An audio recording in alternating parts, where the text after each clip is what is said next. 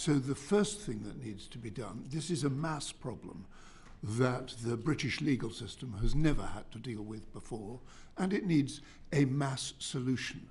Precisely the terms of that mass solution and the extent to which it involves, for example, judges in overturning these convictions is a matter yet to be fully hammered out.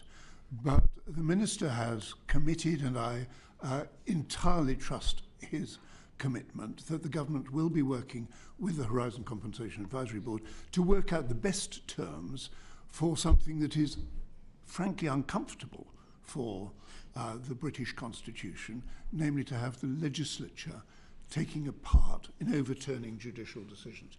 But that's the first thing, overturning mass numbers of convictions. You held your hand up in order to stop me. After years of delay and dither and obfuscation, what is now, in your view, a reasonable time frame for finally making sure that everybody is recompensed for what they are owed? This has gone on for more than 20 years. And if we can sort it out by the end of the year, that would be a welcome change. Let's hope we can get it sorted out before August. But there is the bill currently, which has its second reading in the House of Lords this afternoon, to extend the time under which compensation can be paid.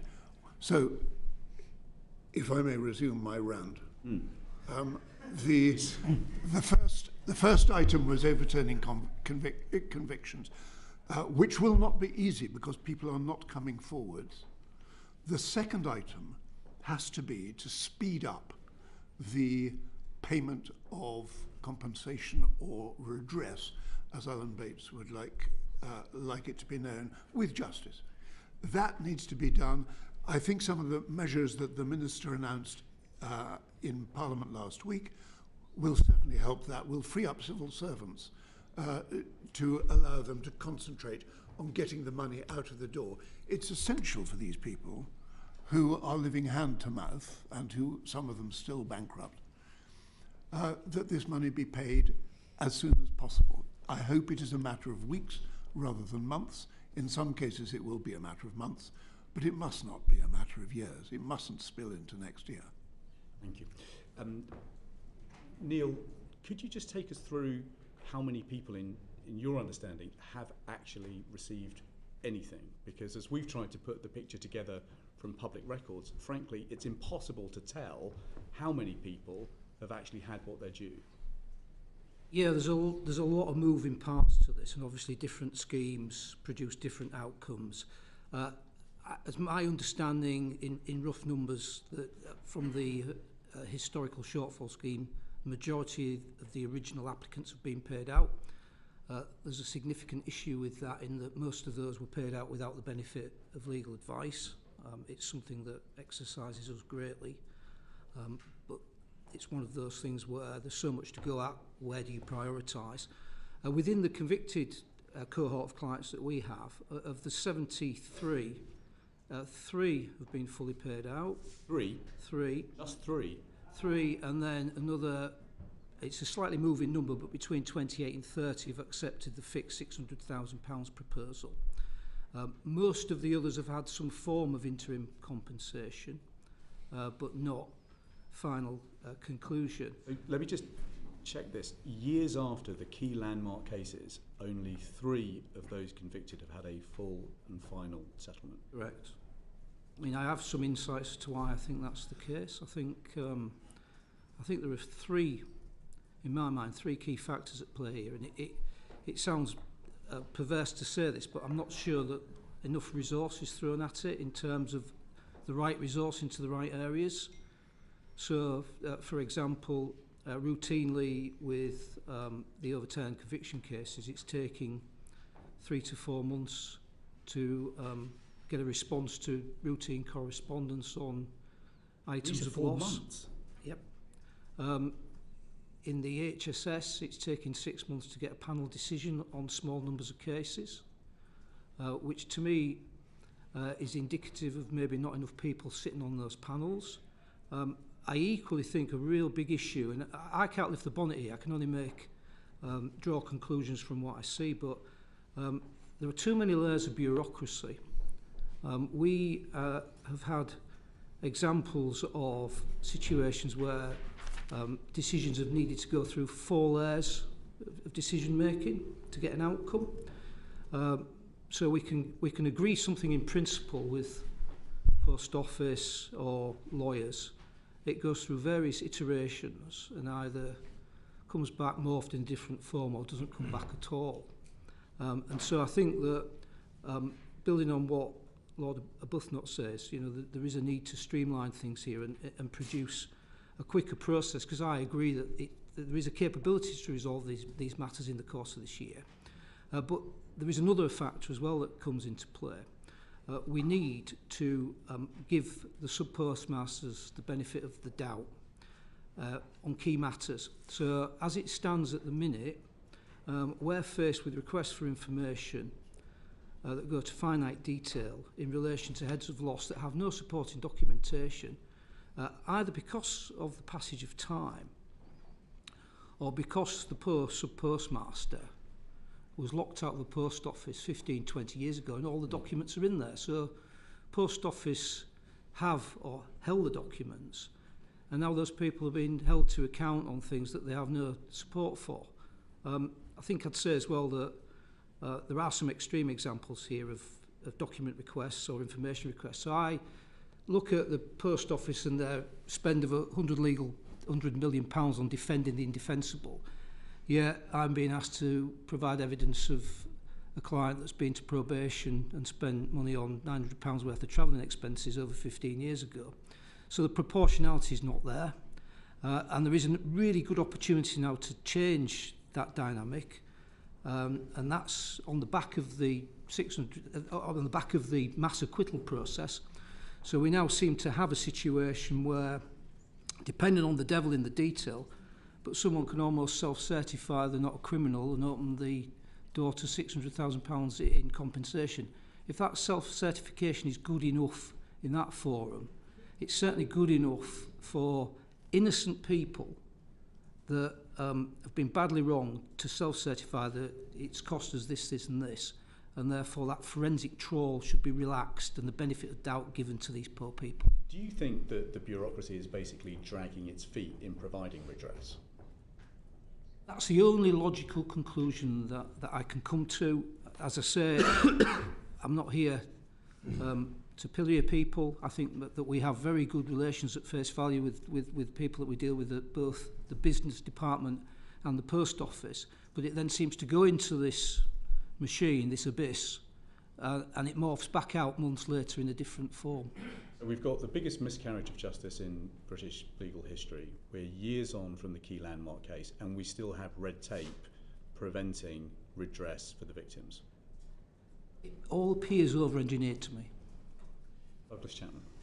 Yeah, thanks very much, and thanks for joining us this morning. Lord Arbuthnot, I noticed in your CV that you were previously chair of the Defence Select Committee, and I'm sure during that time, when you were serving the committee, that you've seen a whole range of procurement contracts that have gone awry. Where does this one sit in terms of the seriousness of the impact it's had, not just on the sub-postmasters, but just in the confidence of the government's own procurement process? Well, this one sits quite separately from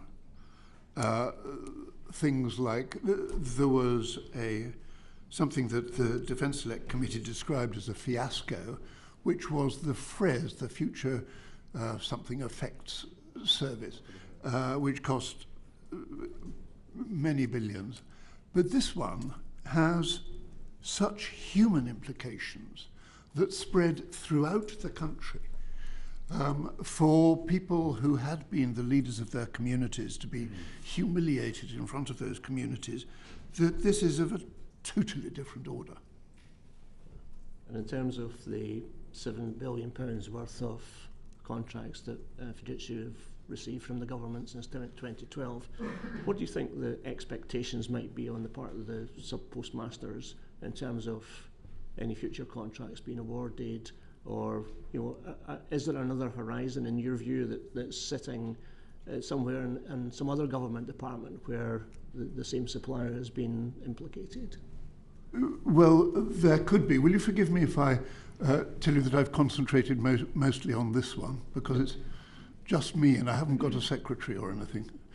So I have concentrated just on this, but I hope that Fujitsu would accept that they have played a part in the devastation that has been visited upon the sub-postmasters. And they might also like to accept that they should play a part in the redress that those sub-postmasters need now. And Dr. Hudgell, we've heard a lot about compensation and what's coming forward from either government or others. Where do you think Fujitsu sits in terms of their obligation to provide compensation for the people who, as we've just heard, have had their lives destroyed and have really undermined the whole procurement process for future suppliers as well? I think that it's fair to say that Fujitsu have a role to play. At the end of the day, though, this isn't about a flawed IT system in many senses. It's about decisions made on the back of that flawed IT system. So who made those decisions? Who's responsible for that? Fujitsu are certainly part and parcel of that. And I think that it links back in a sense to why we need closure this year, because part of that for the good people here is accountability.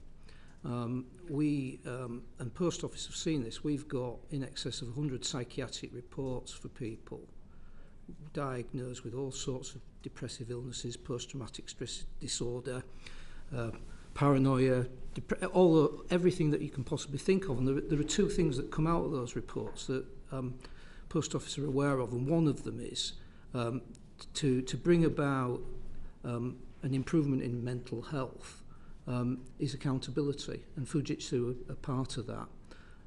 The other thing is closure to this litigation, closure to this compensation, so that there is clear medical evidence that draws a link between the mental health of sub-postmasters and this ongoing trauma around the whole Horizon scandal. Thank you. Subpostmasters. Thank you. Perhaps I should say, Chair, that Mr. Hudgell and I know each other professionally because he and his firm have given evidence to the Justice Committee in relation to other completely separate policy matters. Good to see you again, You too. Dr. Hudgell. Perhaps you can just help me with this. At the relevant time, there was a code for prosecutors in place. That code, I think I'm right in saying, applies private prosecutors just as much as it does to a public prosecutor like the Crown Prosecution Service. And am I right in thinking that that code, amongst other things, sets out an obligation on the prosecutor to be fair and even-handed in their approach at all times? Right. Is it also right that a private prosecutor, just like a public prosecutor, is bound by the Attorney General's guidelines, as they then were, on disclosure? Right. And disclosure obligations include revealing to a defendant any material which may undermine the prosecution case or may assist the defence. Right. And therefore the Post Office, acting as prosecutor, would have been bound by both of those obligations. Right. And it's also true that that obligation to review cases as evidence unfolds and to review your disclosure obligations carries on from the start of the investigation till the conclusion of the trial. And beyond. Indeed. And potentially if appeals issues are raised. Right. I get the sense that there was a wholesale disregard of disclosure obligations. You've seen some of the files. Were they complied with as far as you can see? Seen some of the files, I've heard some of the evidence. I'd like to tread carefully, as of course the statutory inquiry Yes. at the moment is ongoing, and considering some of these issues in the current phase, I think anybody that has seen some of the recent evidence in the inquiry will draw their own Yes. obvious conclusions from that. When you gave evidence to the committee back in December of 2021, you referred to the number of false confessions that have been referred to. And I think you mentioned that was a theme we now know was picked up in the television series. Again, you're an experienced lawyer, you've come across these cases before. What is it, do you think, that caused innocent people to make false confessions which were not true, to confess to something that they hadn't in fact done in these cases? You and I might have a reason as lawyers as to why, but for the record, what do you think? I think there's a raft of reasons. I think that the main one is probably an inequality of arms. You know, you're facing this big beast in the post office with all the machinery that sits behind it. You know, you've got some poor person that is being accused of doing something hideous that doesn't have that. So you then obviously go on to a situation where there's a court process and a plea bargain that again is based on an entirely inequality of arms. Who's going to find X thousands of pounds to obtain computer evidence at a time when they're not in employment? And so it's all power to the elbow of removing from an institution such as Post Office the right to prosecute, to be the victim, judge, jury, executioner, and obviously at the end of it, beneficiary. There's also the point here, isn't it? May I yes, of course, Lord Arbuthnot, do come in. The Horizon Compensation Advisory Board put out a paper with the minutes of the meeting that we held on the 10th of January, talking about the implications of the psychological effects on sub-postmasters and mistresses of the behaviour of authorities. And there's a paragraph there, the exploitation of fear through irresponsible conduct, which is worth reading. You happen to know, either of you, were all or most of these postmasters and mistresses legally represented at the time they were interviewed? They would have been by the time cases came to trial, of course, but when they were first interviewed? Not necessarily legally representative, it would be union representation. Yeah. My impression is very few. Thank you. And we talked about the duty to be fair and even-handed that applies to prosecutors. We know that applies to investigators as well. But we know that there was a financial incentive to post office investigators in these cases. That seems perhaps to sit ill with the obligation to be fair and even-handed as an investigator and a prosecutor. Yeah, I mean, I've thought about this quite a bit. I think there's a certain cultural. It's very culturally ingrained, I think, that there was a new IT system brought in. It was going to catch out a nation of dishonest people, and I think the narrative from there was to collect evidence to support that and to ignore anything to the contrary. I think that was one factor. Which of itself would be a departure from the disclosure obligations. Correct. And the Second Sight interim report referred to the primary motivation of the investigations being asset recovery rather than the investigation of what might have gone wrong. And therefore the approach that should be applied to a criminal investigation may not have been followed. Indeed. You mentioned, Mr. Dr. Hodgell, the question of computer evidence. There was a time, as I recall it, in the early 90s, when the obligation was on the prosecution to prove, in effect, the computer evidence. Now, basically, apart from a fairly basic statement that the computer was working and so on, it's quite difficult at the moment to challenge computer evidence, isn't it? Is that something that needs to be looked at? Are there particular challenges around computer evidence? Well, I think there's a wider question there around challenging everything, isn't there? You know, we've made certain assumptions about this entity, the post office, and if there's one big lesson to take from it all is to assume nothing. You know, I've got some issues at the minute with specific cases where it may have been 3 or 4 years ago I'd assumed that these things couldn't have happened, but forgery of documentation and creation of fictitious accounts to dismiss people are now firmly in my sights as, well, this is more likely to have happened than not. So I don't think you can assume anything now when it comes to the behaviour that's gone on over the last 20 years, because I think every week there's a new revelation. And one good thing that's come from, or one of many things that's come from the dramatisation increasing number of whistleblowers that are prepared to come out and start to spill the beans where they didn't necessarily before have the have the not the bravery as such, but the ability to do that. May I come in on the issue of the reliability of computer evidence? There is a presumption which was brought in at the recommendation of the Law Commission that evidence produced by a computer there is a presumption of its reliability. I hope that if this case produces nothing else, that presumption will quickly be changed.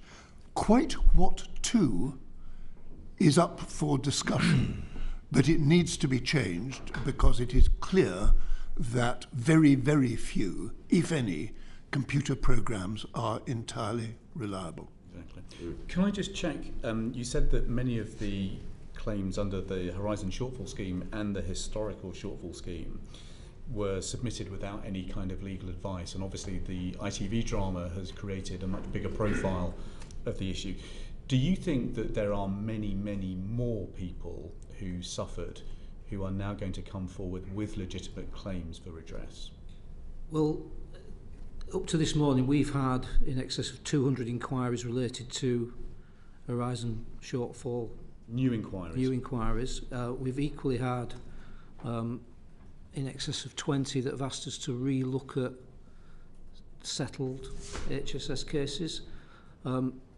As I said earlier, my gut feel on this is there are a significant number of undersettled matters. I take some of that intelligence from a small cohort of cases where we've secured substantial increased offers that are still unsatisfactory.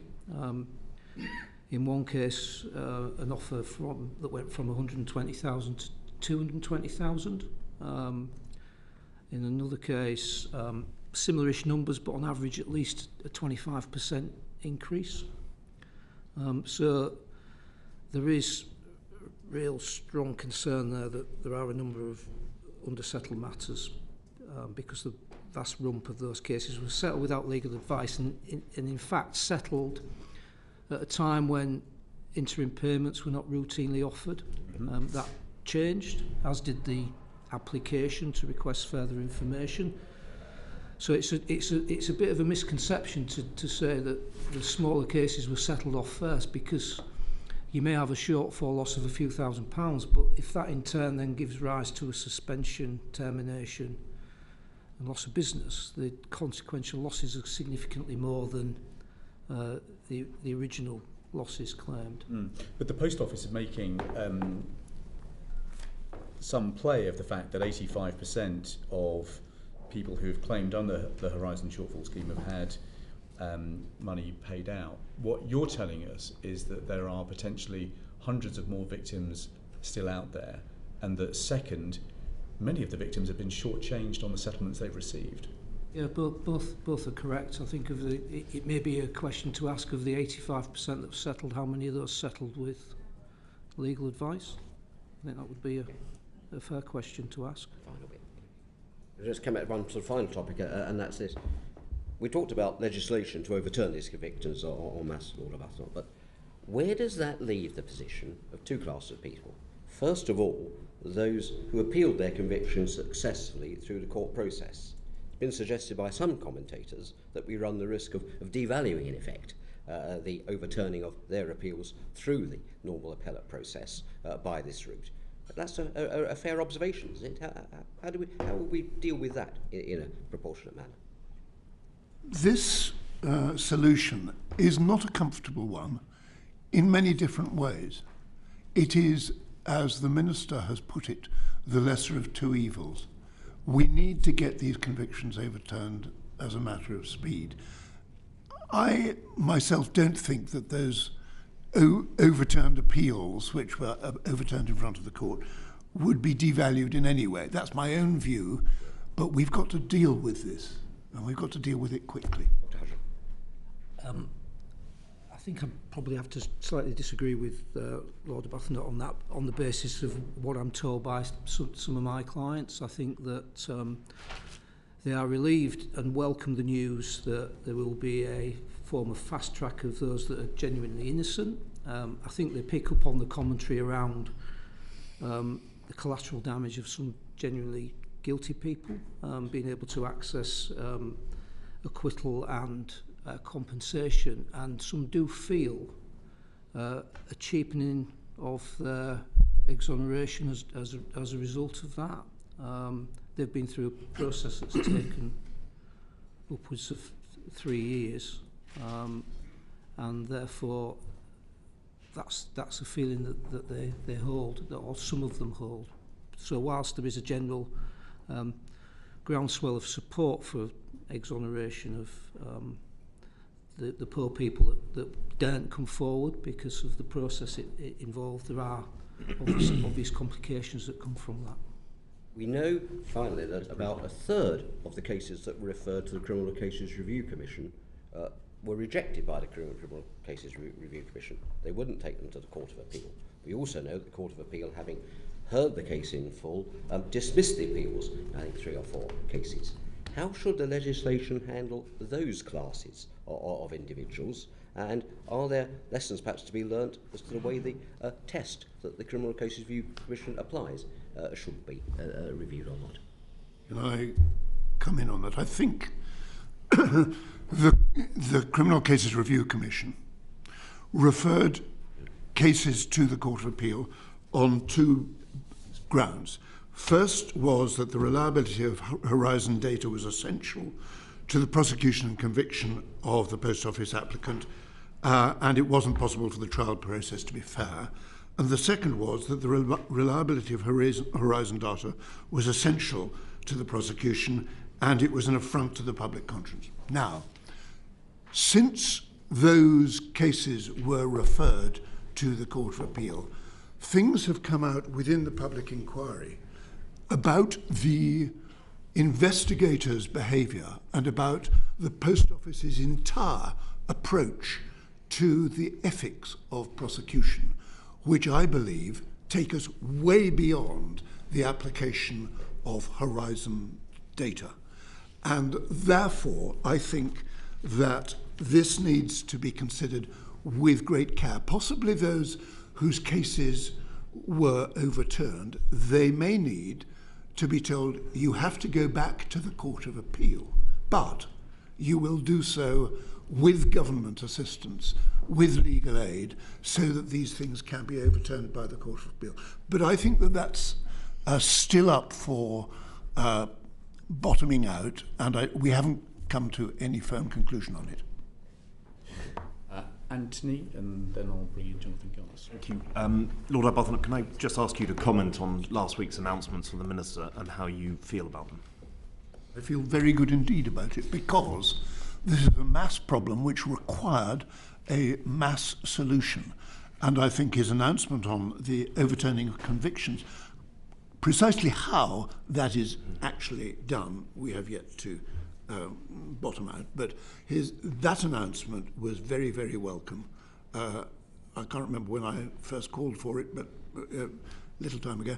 And his announcement on the simplification of redress or compensation was also most welcome.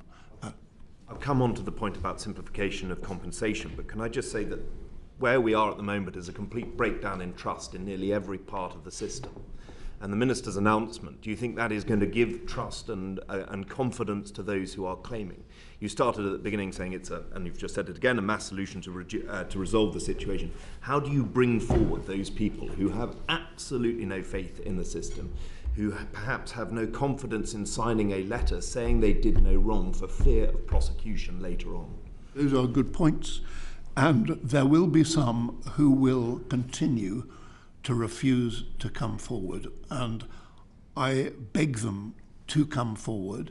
The signing of the letter, well, it may be quite difficult to draft such a letter for those who may be said to have committed false accounting. Were they, do they sign to say that they didn't? I don't know. It's difficult, this, but we will hammer it out in one way or another. Can I then just ask where you see the role of Parliament in on this? Because what we are about to do in terms of legislation to overturn convictions is unprecedented. Indeed, this whole situation is unprecedented and it's horrific. But does this set a dangerous precedent for Parliament to start overturning convictions? How does the judiciary respond? And what happens in future cases? It does set a precedent, but in such quite extraordinary circumstances that it is hard, I hope, to see that precedent being repeated. The largest, as I understand it, the largest number of cases that had previously come before the Criminal Cases Review Commission on any one issue was previously 10. When we're talking of 1,000 produced by one organisation doing private prosecutions in a way which was quite abysmal, I think that is quite difficult for us to see repeated. How will the judiciary respond? I don't think the judiciary is at all happy with its own part in these events, but I don't know exactly how the judiciary will respond. I hope they will accept that these cases need urgent overturning, because we can't have more people going to their graves with convictions still on their records. Doctor, I've just got two last bits and then I'll hand back to you, Chair. Dr. Hudgell, Dan Needle wrote a particularly interesting thread last week around the Horizon shortfall scheme, in which he said here was a compensation scheme that ran to 14 pages, required legal advice that he estimated to be in the cost of £10,000. That's what he would quote someone to be able to provide that advice to, and that had sort of slightly obscure phrases like consequential loss, to which the definition was found in Appendix 1. Why are we still putting up with a system that is just so deliberately opaque in terms of trying to help people get the redress that they need to? Why is a system like that even coming out to try and help people when it's not really doing the thing it's meant to do? I can only concur with you, and it's not driven from this side of the fence. From this side of the fence, we want simplification. We want speed of outcome, and it is a source of frustration in all the schemes that there is inconsistency, and there is, as I described earlier, over engineering in all respects. One final question, which is, could either of you explain to me why the Horizon system is still in use? In a debate in 2014 and in 2015, I think Andrew Bridgen held a debate in 2015 in Westminster Hall in which it was rumoured that IBM was going to take over the system. There were then rumours that Amazon was going to take over the system. Why is there still taxpayers' money going towards Horizon? Why is it still in place? And how can the Post Office continue to run using a system that has clearly betrayed so many people? What an excellent question, and luckily you have the Minister in front of you later on. Thank you. Mr. Gullis. Thank you, Chair. Lord Arbuthnot, the Sir Win Williams inquiry into the scandal is obviously still ongoing. You've raised your disappointment about the role of auditors not being considered as part of that. Why do you personally believe auditors should be part of this process?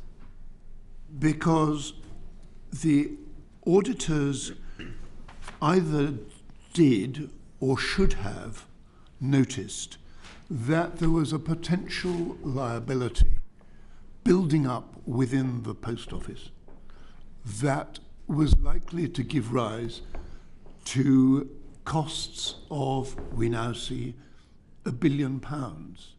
If the auditors failed to realise that, was it because they weren't looking at the right things, or was it because they were ticking boxes? Or did they realise that and not bring it to the right people's attention with sufficient oomph? I don't know. Thank you. And the final one from me, sorry, Chair, is for you again, sorry, Lord Arbuthnot. What overall with the inquiry, what are you hoping it will achieve? What would you like what's the desired outcome of the people that you've been working with? I actually have faith in the inquiry, and I hope it will get to the bottom of who knew what and when, of what actually happened. I think we're only halfway to finding that out at the moment. And then I hope it will make some serious recommendations. We've got so many things that have gone wrong here. Possibly the adversarial system of our court processes is one of them. The notion of private prosecutions is another. The presumption that computer evidence is reliable is another. There are lots of recommendations that I hope will come out of the inquiry, and I believe, given the way that Sir Wyn Williams and Jason Beer KC are doing their job, I think they will. Out of interest, sorry, Lord Arbuthnot, with you worked as Minister of State for Defence Procurement, if I'm not mistaken, so obviously are used to having to look for external contractors when it comes to looking for government contracts. Do you think it'd be appropriate for the government to cease any new contracts being given to Fujitsu until this inquiry is concluded and until they have paid their part back to the victims and obviously back to the British taxpayer, therefore, for the role that they have likely played in obviously this Horizon scandal? There are some areas where a single supplier is the only viable option, and we mustn't cut off our noses to spite our faces, as it were.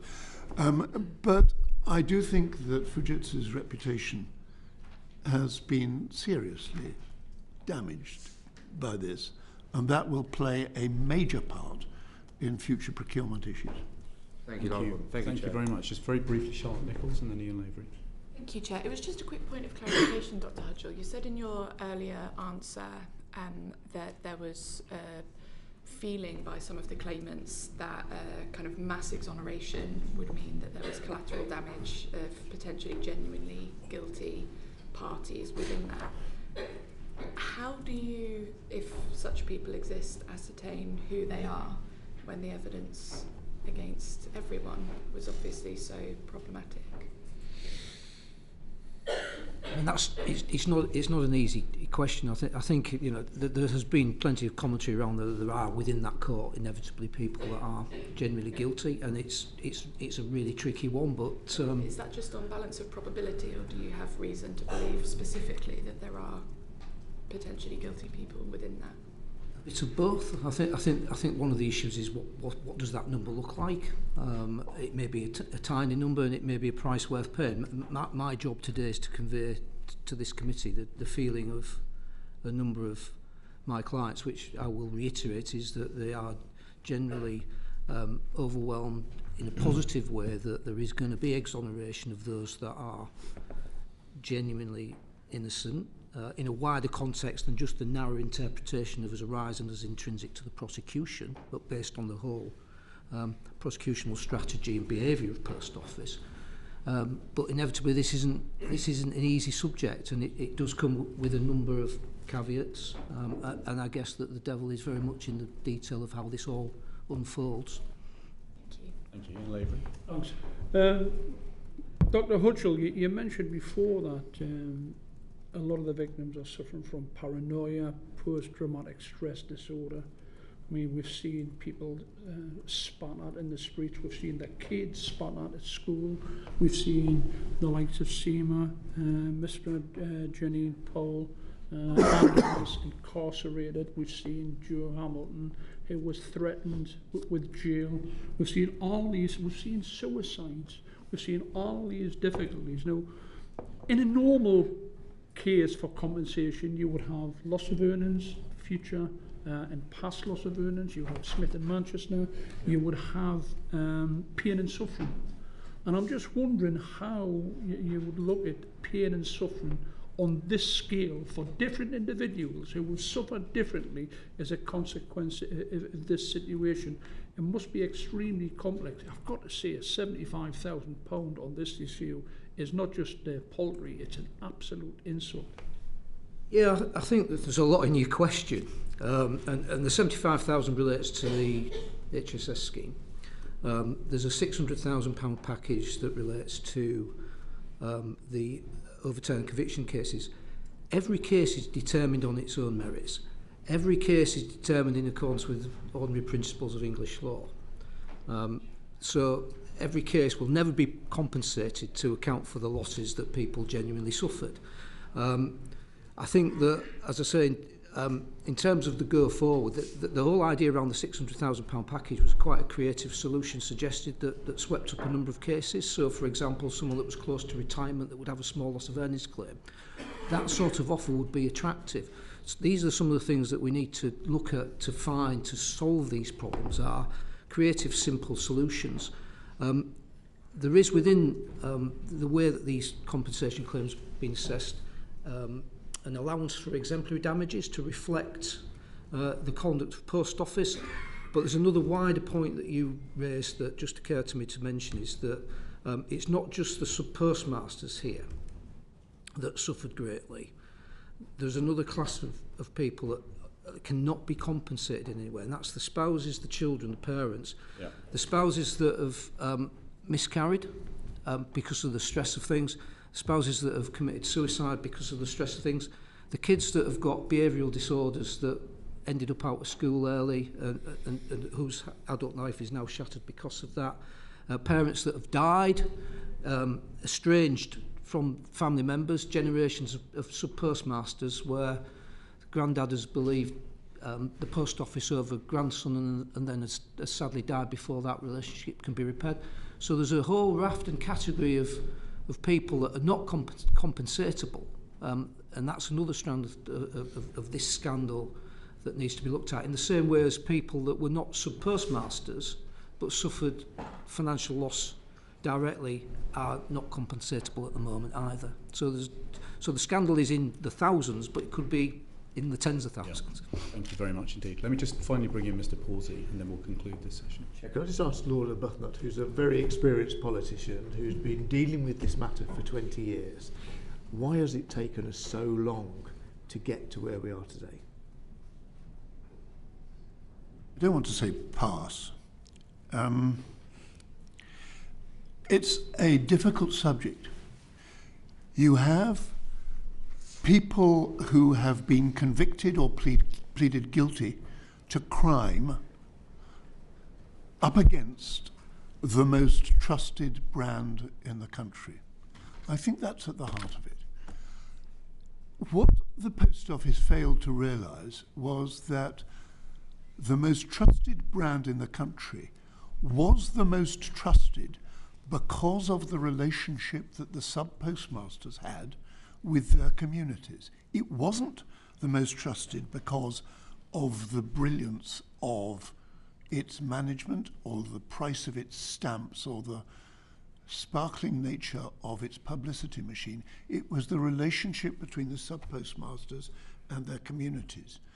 And when they were vilified and humiliated, the brand then rolled into overdrive. I think that may be it. Complicated subject as well. Computer stuff, very difficult. Thank you very much indeed. That concludes our first session. Thank you so much to both of you. You've told us today that a tiny number of people have had redress. You've told us that there is red tape that is dragging out the process for months. You've told us that there are hundreds more potential victims out there. You've told us that many of the victims who have had redress may have been shortchanged. You've told us the legislation is potentially welcome and Fujitsu have a role to play in providing some compensation. You've set the stage very well for the evidence that we're about to hear, and we're very grateful to you for coming and speaking to us this morning. That concludes this session. Order, order. Thank you.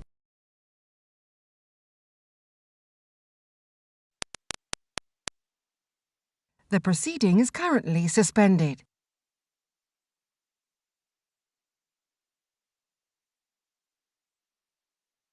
The proceeding is currently suspended.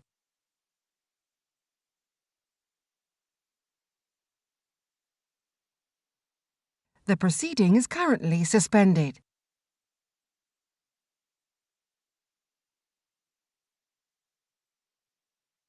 The proceeding is currently suspended.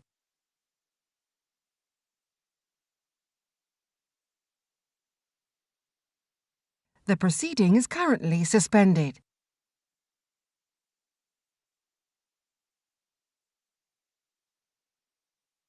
The proceeding is currently suspended.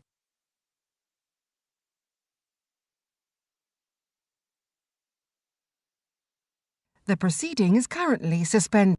5, 4. Order. Welcome to the second session of the Business and Trade Committee this morning, looking at the way we accelerate redress for the victims of the largest miscarriage of justice in British legal history. I'm delighted to welcome Alan Bates and Joe Hamilton to give us evidence this morning. Do you want to just say a word, as if it's needed, of introduction for the record? Mr. Bates. My name's Alan Bates, and I'm the founder and I suppose really the main mover with the Justice for Subpostmasters Alliance. Thank you. Joe Hamilton. And I'm Joe Hamilton, ex-Subpostmistress from South Woomera. Thank you very much indeed for joining us today. If I can start with you, Mr. Bates, are you now slightly furious that after a high-profile drama, after everything that you've been through, there are still so few people who have actually seen full redress for the scandal that was done to them? How are you feeling? I'm frustrated, to put it mildly. I mean, there is no reason at all why full financial redress shouldn't have been delivered by now. It's gone on for far too long. People are suffering, they're dying, we're losing numbers along the way. And it just seems to be tied up in bureaucracy. And that seems to be the big problem. I mean, this scheme, the current scheme, started in March 2022. And I mean, that's what, 22 months ago now. And there are very few cases that have actually gone through or come out the other end. So it is frustrating, to put it mildly. Joe? Yeah, well, I'm in a different scheme. I've been in the overturned conviction scheme, and I know that is painfully slow, and they have to literally drill into the minute details of everything they think you might be claiming, you know. It's almost like you're a criminal all over again. You've got to justify everything, and they get forensic reports for this and forensic reports for that, and then you put it back into the machine, and then months later it comes back with a query.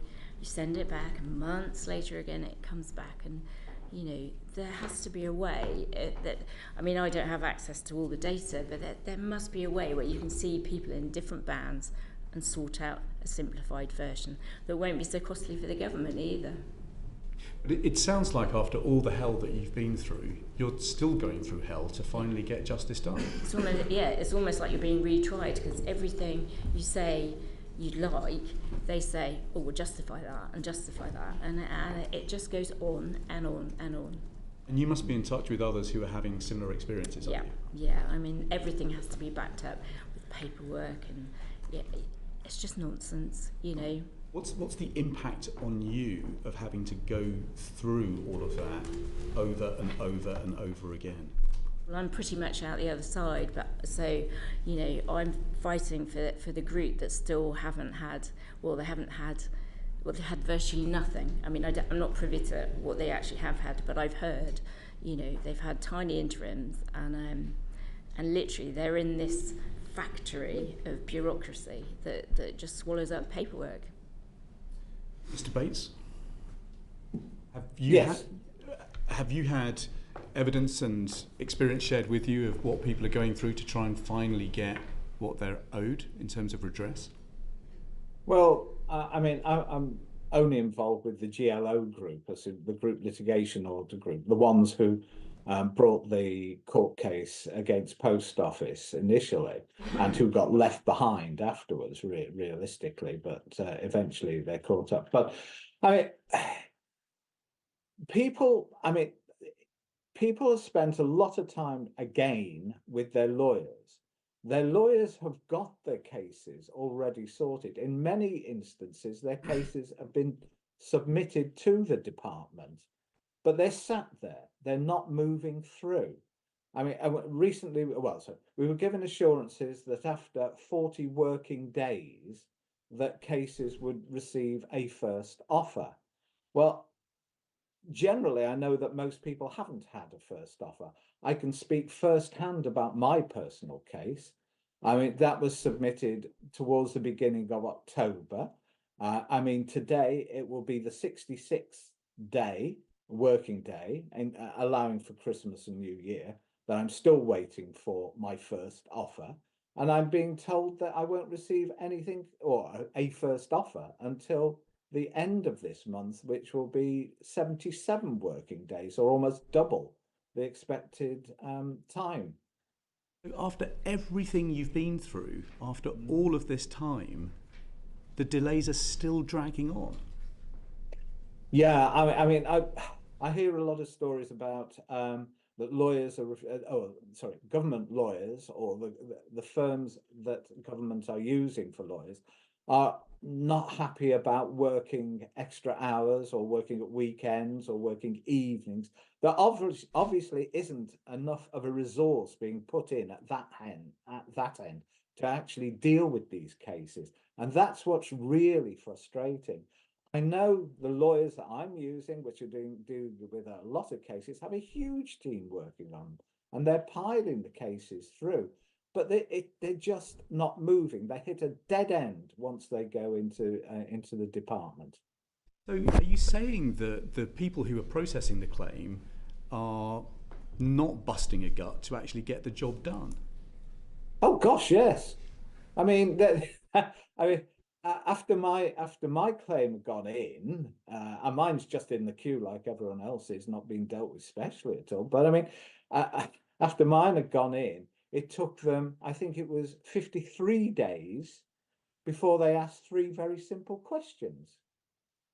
I mean, it's madness. The whole thing is madness. It's not been, and there's no transparency behind it, which is even more frustrating. We do not know what's happening to these cases once they disappear in there. I mean, I know we like red tape in this country, but I mean, this is insane. No, it's bogged down. Absolutely bogged down in red tape. Julie Marston.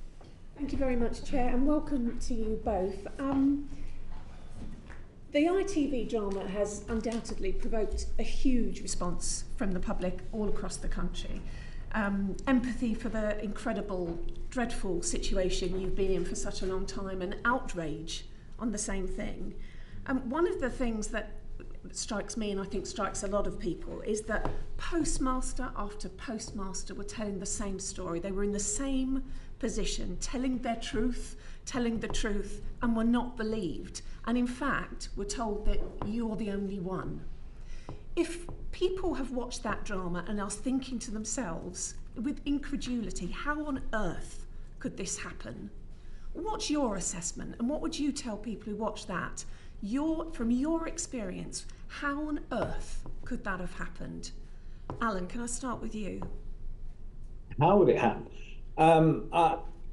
I really think it was because of post office. I mean, when you take on a sub-post office, you actually invest a large amount of money in that business. And as happened in my case, when they fell out with me, they walked off with that amount of money.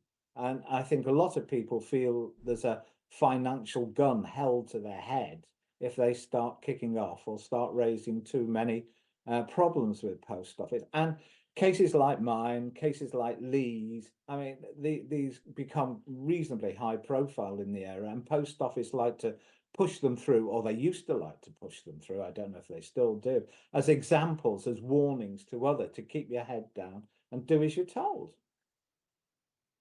What about you, Jen? I was the opposite. They convinced me that it was all my fault, and I wasn't tech savvy at all back 20 years ago. And yeah, they convinced me it was my fault, and that kind of, it was before the days of social media, so you felt like I really was alone, and I thought I must have pressed something and reversed something that then doubled the next day, and yeah, I just thought I'd made a hash of it. But when ultimately I went to court and it made the national papers, and people rang me up after seeing the piece in the paper, and I realised it wasn't me, it wasn't just me, then it just makes you so angry that, they literally gaslit me for about 3 years, that, and turned me, well, not into a basket case, but pretty much. And then that lit a fire.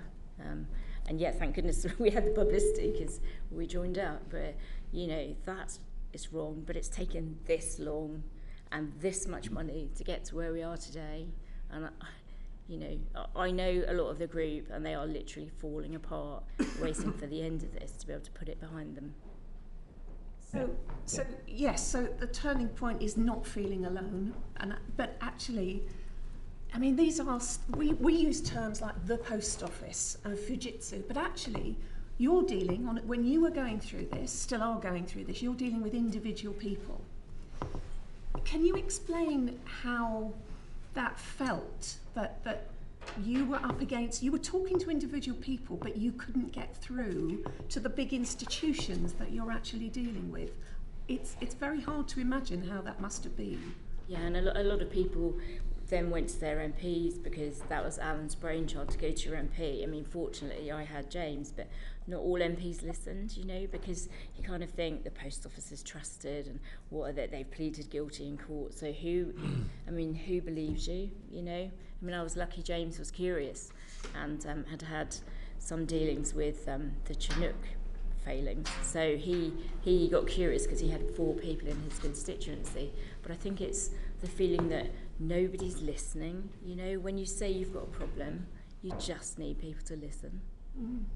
And do you think, Alan, that your experiences and this process that's still going, being here today and the inquiry, do you think that will help stop miscarriages of justice and repetitions of this kind of scandal? Are you talking about broadly on other instances or whatever? In which case, I hope it sends a warning shot across the bows of these big corporations that what they actually do and decide and the way they work really affects people right down at the front line of their organisations, and I think it's one of the failings there has been with a lot of the other things like the banking scandals or blood scandals. People in in jobs of high responsibility, they're not being held to account at the end of the day, and this, I'm hoping in this particular instance that people are held to account, and that will demonstrate to others keep your eye on the ball with what you're doing. Do you think this experience will help in the future? Yeah, definitely. I mean, it's almost like the other way around to what happened to Lee. Hopefully, if people get held to account, it might warn them not to do this to ordinary people again. Yeah. Okay. Thank you, Chair. Can I just check, Alan, when it comes to Fujitsu, what is their culpability in this, and what is the compensation that you think they owe, frankly, to the British taxpayer and indeed to you? Well, I think this is very much a question for Sir Win and the inquiry to answer. My gut feel on this, having looked at lots of paperwork over the years, is, you know, how much did Post Office really know in the early days, and how much did government really know in the early days about what was happening at Fujitsu? And I think everyone's going to be surprised about how much was known. But I mean, that's for Sir Win to establish with the inquiry. Are you comfortable with taxpayers' money being spent on Fujitsu right now? I don't know what the other options are. Yeah. Do we have other IT suppliers, big enough IT suppliers in this country? And I believe they're quite entrenched in an awful lot of defence systems and a whole host of other systems as well. So, yeah. So, any perspective on that? Well, I pretty much concur with that, but he, you know, yeah, I guess Sir Win is where it's at. He'll find out who was culpable through on the journey, because it goes back so long. He needs to get to the bottom of who knew what when, and then if anything criminal has taken place, that they should face prosecution, and they should share, if it's proved they're culpable, they should have their share of the compensation. You know, they should pay their share. If I may, yeah, please. If I may just add something to that, Chairman. I mean, you're going back 20-odd years when this happened. I should imagine a number of staff would have changed place. There would have been big changes in the company. So holding those currently to account for what people did 20 years ago. This might seem a little stiff. If they can actually show that the organisation has changed and that it is willing to own up and look after, i.e. compensate or repay government for what's happened in the past. Yeah, thank you. Thank you. Joe, you took your case to the Court of Appeal in the end. Did you do that via the Criminal Cases Review Commission? Yes, eventually. It took a long time. It took a long time? Yeah, they waited for Justice Fraser. What was your experience of the Criminal Cases Review Commission process? Well, if I'm honest, I applied and I didn't hear anything for years, literally years, and every now and again you get a 3-month letter saying, we're still looking at it, and then it became apparent that they were waiting for the High Court litigation before they'd make up their minds over anything. It became apparent. Did they tell you that, or did you work that out yourself? We worked that out. Yeah, we did hear on the grapevine that they wouldn't do anything, as it was so close to the litigation sort of, the judgment coming out. They wouldn't do anything until it came out. When it got to the Court of Appeal, the Post Office, in your case, conceded that they behaved improperly, and the judgment of the Court of Appeal set out in details what was wrong with the process and why your conviction was unsafe. So, mainly because they did it when they knew I hadn't done it. But you went through that process. Yeah. What's your reaction to a piece of legislation that exonerates everybody, including those people who haven't gone through the process that you did? I mean, where does that leave you feeling?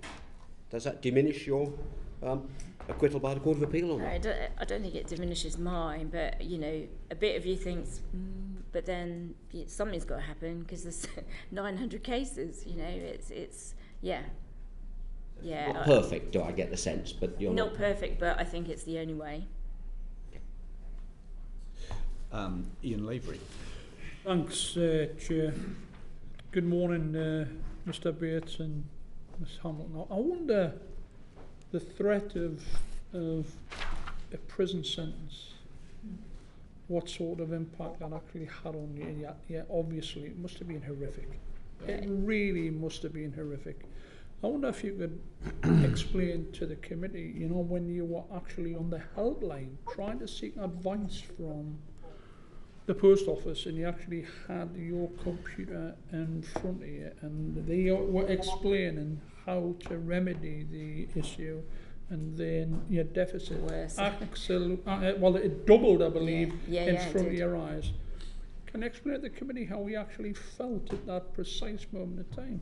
I mean, at the time I felt helpless. When they told me I was the only one that was having problems, I just presumed it was me because I didn't know any better, and I always thought they said reverse this and reverse that, and I thought, it'll all sort itself out, but it didn't, and it's, they kept my wages, and then I remortgaged and put money in, and because I had such a long lease on the shop, I knew if they because they said they'll sack me, and then I thought, well, the whole thing will collapse, and I felt I had no choice but to run with it and keep putting money in. Absolutely desperate situation. And I mean, the reports, and many of them might be exaggerated, I'm not sure, say that you remortgaged, you borrowed money off your parents, etc. What a horrendous situation you find yourself in, and you eventually repaid the money back to the post office. Have you any idea where that money went? No, I've heard it goes into the suspense account, and then eventually gets hoovered into profit and loss. But how would you feel, Ms. Hamilton, if you thought that your money was put in the post office accounts, and the profits from that account went to dividend holders, whilst you were suffering the way you were, and potentially some top executives in the post office received some of your money in terms of bonuses? Ironic, isn't it? how would that actually make you feel, honestly? Yeah, well, it's sickening, really, to be honest. The fact that we were shouting so loud at one point, and everything was known, and yet our money was just being played with, you know, because they looked profitable at one point, and it was our money. Thanks very much for that. Mr. Pierce, last week the government announced a promised upfront payment offer of £75,000. I wonder what your initial reaction is to that, what the reaction is from the people who you've been in contact with, and you know, will many of them people be taking up the £75,000, or do you believe that you know, like there'll be a large proportion, or what proportion, in fact, do you believe will accept that, or will you know, march towards full compensation? I think there probably will be some that it will suit in there, but at the moment, I don't think there's any detail that's been published about it, or that was my understanding.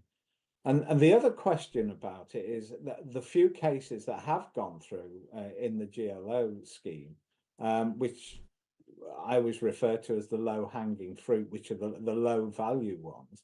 I mean, will they be able to claim a top-up to the £75,000 as well? I mean, I think there's a lot of questions to be answered about the scheme at present, and I don't think, until they publish the details, it's a bit hard to comment. And basically, the huge question is, can a figure ever be calculated which will fully redress the situation that individual sub-postmasters found himself in? It's been really interesting already this morning, Alan, to see that potentially spouses of victims, children, family members in no way will be compensated as a result of that. How do we actually calculate the correct type of compensation for each individual involved? You'll never get it exactly right, but I mean, this is something I've been after for a while, that where there has been health or mental issues in the family along the way, they need to be assessed as part of this scheme, and it needs to be transparent, and it needs to be consistent across the whole board as well, because at present it's not included in a sub-postmaster's claim. I mean, and I think when I've raised this in the past, government have said, oh, well, we do consider it when we're working it out, but it's not structured, it's not transparent, and it needs to be introduced. And as far as the GLO scheme goes, I think it probably affects maybe a fifth or a sixth of all the claimants, maybe more, but it's around that sort of figure. But I mean, you're right. This financial redress will never put things back for people. But this is money. This is something which I get annoyed about when people call it compensation. This is money that they are due. This is money to put them back into a position that they would have been in had Post Office not done what it did to them. So it's not really compensation, which is why I keep calling it financial redress. Sorry. I think what you're saying basically, just to conclude, a lot of the money in the first place was yours anyway, and you're just getting it back. Is that fair to say? That's certainly a part of it, but it's also the loss, as has been discussed before, it's the loss of the earnings that they've got. It's the loss of their investment in there. You know, it's all this that they would have had in the future. Thanks.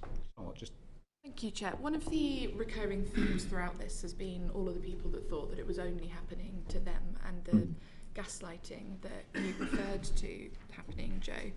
The Justice for Subpostmasters Alliance has obviously done some absolutely extraordinary work in convening those affected, supporting them and seeking justice.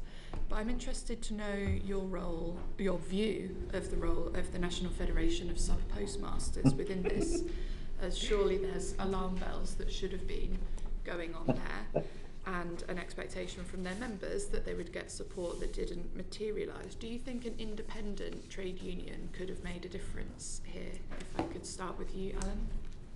Oh yeah, I mean, the Federation were in bed with Post Office from day one.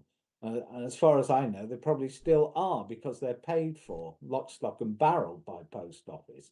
And it should be entirely independent. It really has to be. I mean, it's utter madness. They've refused to support any sub-postmaster in any legal action against Post Office. In fact, I believe it was it's incorporated into their charter that they were not allowed to act against Post Office, otherwise they'd lose their funding. Joe? Yeah, well, the only advice I got from them when I rang them up, when I knew they were, well, I rang them up to arrange an audit. They said, well, we'll arrange the audit. You just go find yourself a good criminal lawyer. And that was the only help I got from them. There was no question of, where's the money gone? You know, could it be this? Could it be that? They just said, you go find yourself a lawyer. I mean, they knew it was inevitable. You know, why didn't they stick up for me? So, yeah, they are in bed with the Post Office, unfortunately. And Justice Fraser's judgment bears that out. And so do you believe that they share some of the culpability for what's happened? As Yeah, I mean, they had our membership fees. You to work out that this was a widespread issue. They must have known. They must have known. But it will come out of the inquiry. Thank you. That's powerful. Ms. Lavery has already covered the questions that I wanted to ask, and rightly so, but I just wonder if I could ask you both very briefly. On the 17th of December, Lord Arbuthnot held an adjournment Westminster Hall debate, and then on the 29th of June 2015, Andrew Bridgen held a Westminster Hall debate. Both of them identified that the Horizon scheme could be remotely accessed. Both of them identified the fact there were bugs in the system. And then, according to my timeline, both in 2014, the second site report response from the Post Office maintains remote access to Horizon branch accounts is impossible. Then again in 2017, the Post Office admits in court the previous assertions that remote access to Horizon branch accounts was impossible. How do you respond to that when you were 3, 4, 5, 6, 7 years right calling out the fact that remote access was possible? I'd like to hear how you respond to that when both the people you were talking to in Parliament, when you were raising it within your groups. I just wonder if you could add some comments to it. Joe, should we start with you? Here we are 9 years after that, and it's still not sorted out. I mean, how long have you got? It's shocking that it's taken this long and cost this much money just for something that we've been banging on about for years. Mr. Bates. Yeah, I mean, we've always known that we were right. It was just that the Post Office decided to try and control the whole narrative over the years because of their power and money and all the rest of it. And they had the ear of politicians. They used to brief them, and it was very, very hard to battle against them. But we always knew we were right. And there was as we know now, there's a major cover-up's been going on. The cover-up's almost as far worse than the actual initial crime and the prosecutions of individuals in all of this. Thank you. Anthony. Thank you, Chair. Thank you. I just want to follow up on Anthony's point just there. Do you think the Post Office was naive and they just believed Fujitsu? Or do you think they were deliberately concealing something? Or was there something else? If I start with you, Alan. Yeah, I think Post Office didn't have the technical expertise at the outset when they brought this system in. And they very much relied upon their supplier to also be their IT experts and advisors along the way. And I think that was a major decision, a major problem that they did. Realistically, even if they didn't have the in-house expertise, they should have brought in a third party to assist them along the way and not rely on Fujitsu. And was that your experience whenever you would call the help desk, for example? Was it your experience that the help desk didn't have the capability and the knowledge to assist?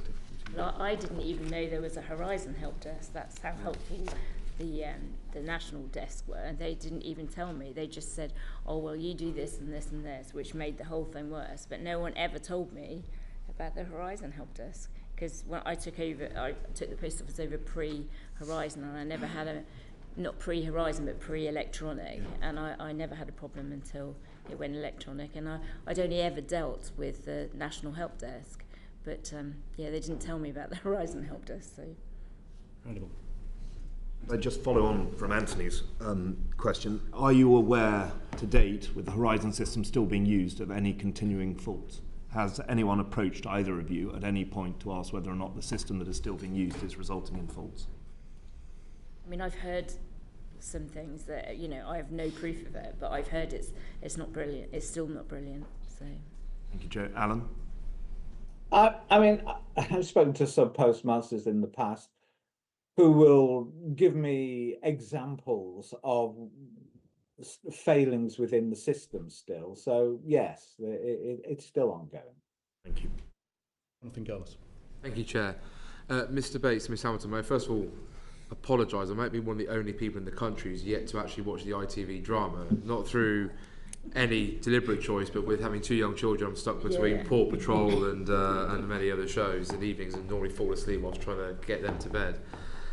Thank you for that. But I know. Well, just to fill it. But my father is a good judge of character, someone who is a very godly man. And only once in my life has he ever sent me a raging text message, which shocks me to my core. And it was following this ITV drama and seeing the injustice that you and many others have had to suffer.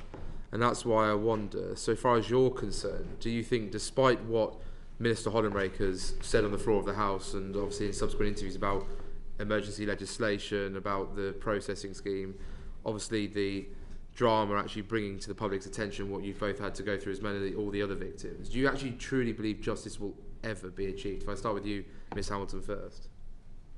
Well, it'll never let my mum and dad see me have my conviction course, so to me that's what it all looks like. But, you know, apart from that, we need to see deeds, not words. You can say things, but I just think for everybody now to draw a line under this, the very minimum is the group of the GLO group who are still left looking for money. It needs to be fast-tracked. There has to be a way of applying a bit of common sense to this and cutting out all the red tape. Mr. Bates, sorry. Yeah, Joe's right, especially the GLO group. Well, I mean, all of them, but I mean, the GLO group, they've been at this, many of us, for 20 years or so, and they've got to put this out. You know, I was talking to one of the group at the weekend. She's 91 years old. How many more years has she got to wait for financial redress? I mean, has she got to wait till she gets a telegram from the king? I just, you know, it's ridiculous how long the system is holding this up. It is absolute madness, and it's very unfair, and it's cruel. Thank you, Chair. Thank you very much indeed. Let me just conclude with a couple of questions that we just need to check. Do you think that there are many victims still out there who haven't yet come forward, Mr. Bates? There are people contacting me now who have had losses over the years and have disappeared, and I'm sending them on to lawyers these days. But so yes, they are starting to come through again. I had a text in the taxi on the way over from Good Morning Britain this morning from someone who'd been to prison, and so I'm going to pass her on to Neil. Once I said, give me a chance, I'll get out of this and I'll get back to you. And so I think there are people out there. And we've heard that some people who have taken financial redress didn't get legal advice when they put their claims in and may therefore have been shortchanged. Is that your view too, Joe? Yeah, well, for sure it will be. Yeah. Okay, Mr. Bates, is that your perception? Yes. Yeah. I think so. And so, finally, what are the key tests for the legislation, Mr. Bates? What do you think this legislation that the government has now promised must achieve?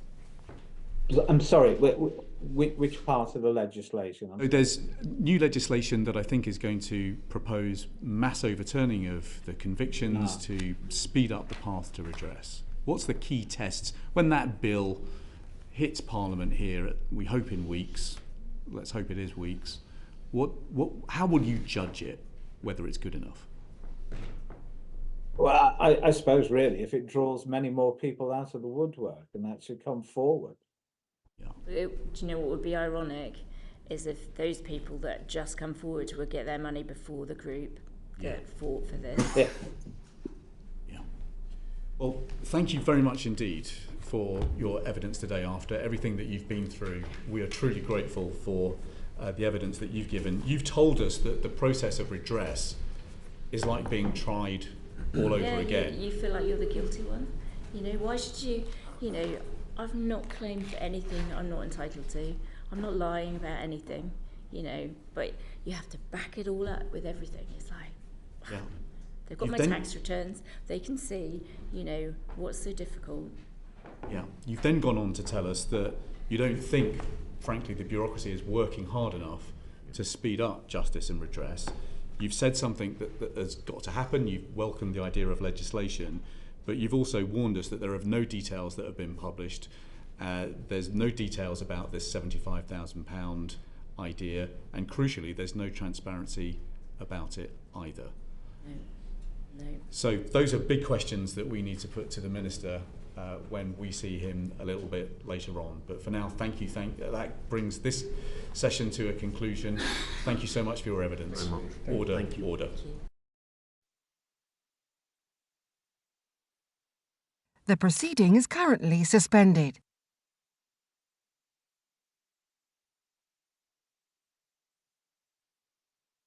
The proceeding is currently suspended.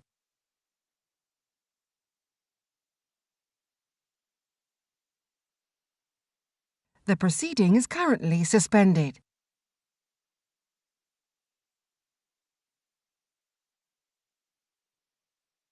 The proceeding is currently suspended.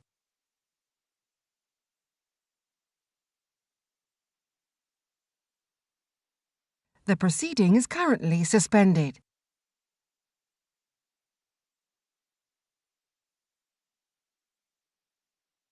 The proceeding is currently suspended.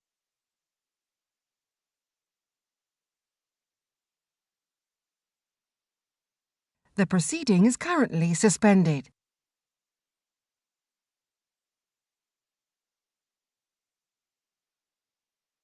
The proceeding is currently suspended.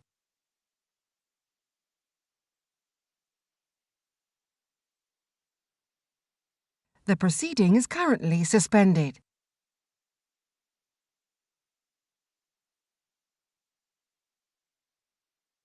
The proceeding is currently suspended.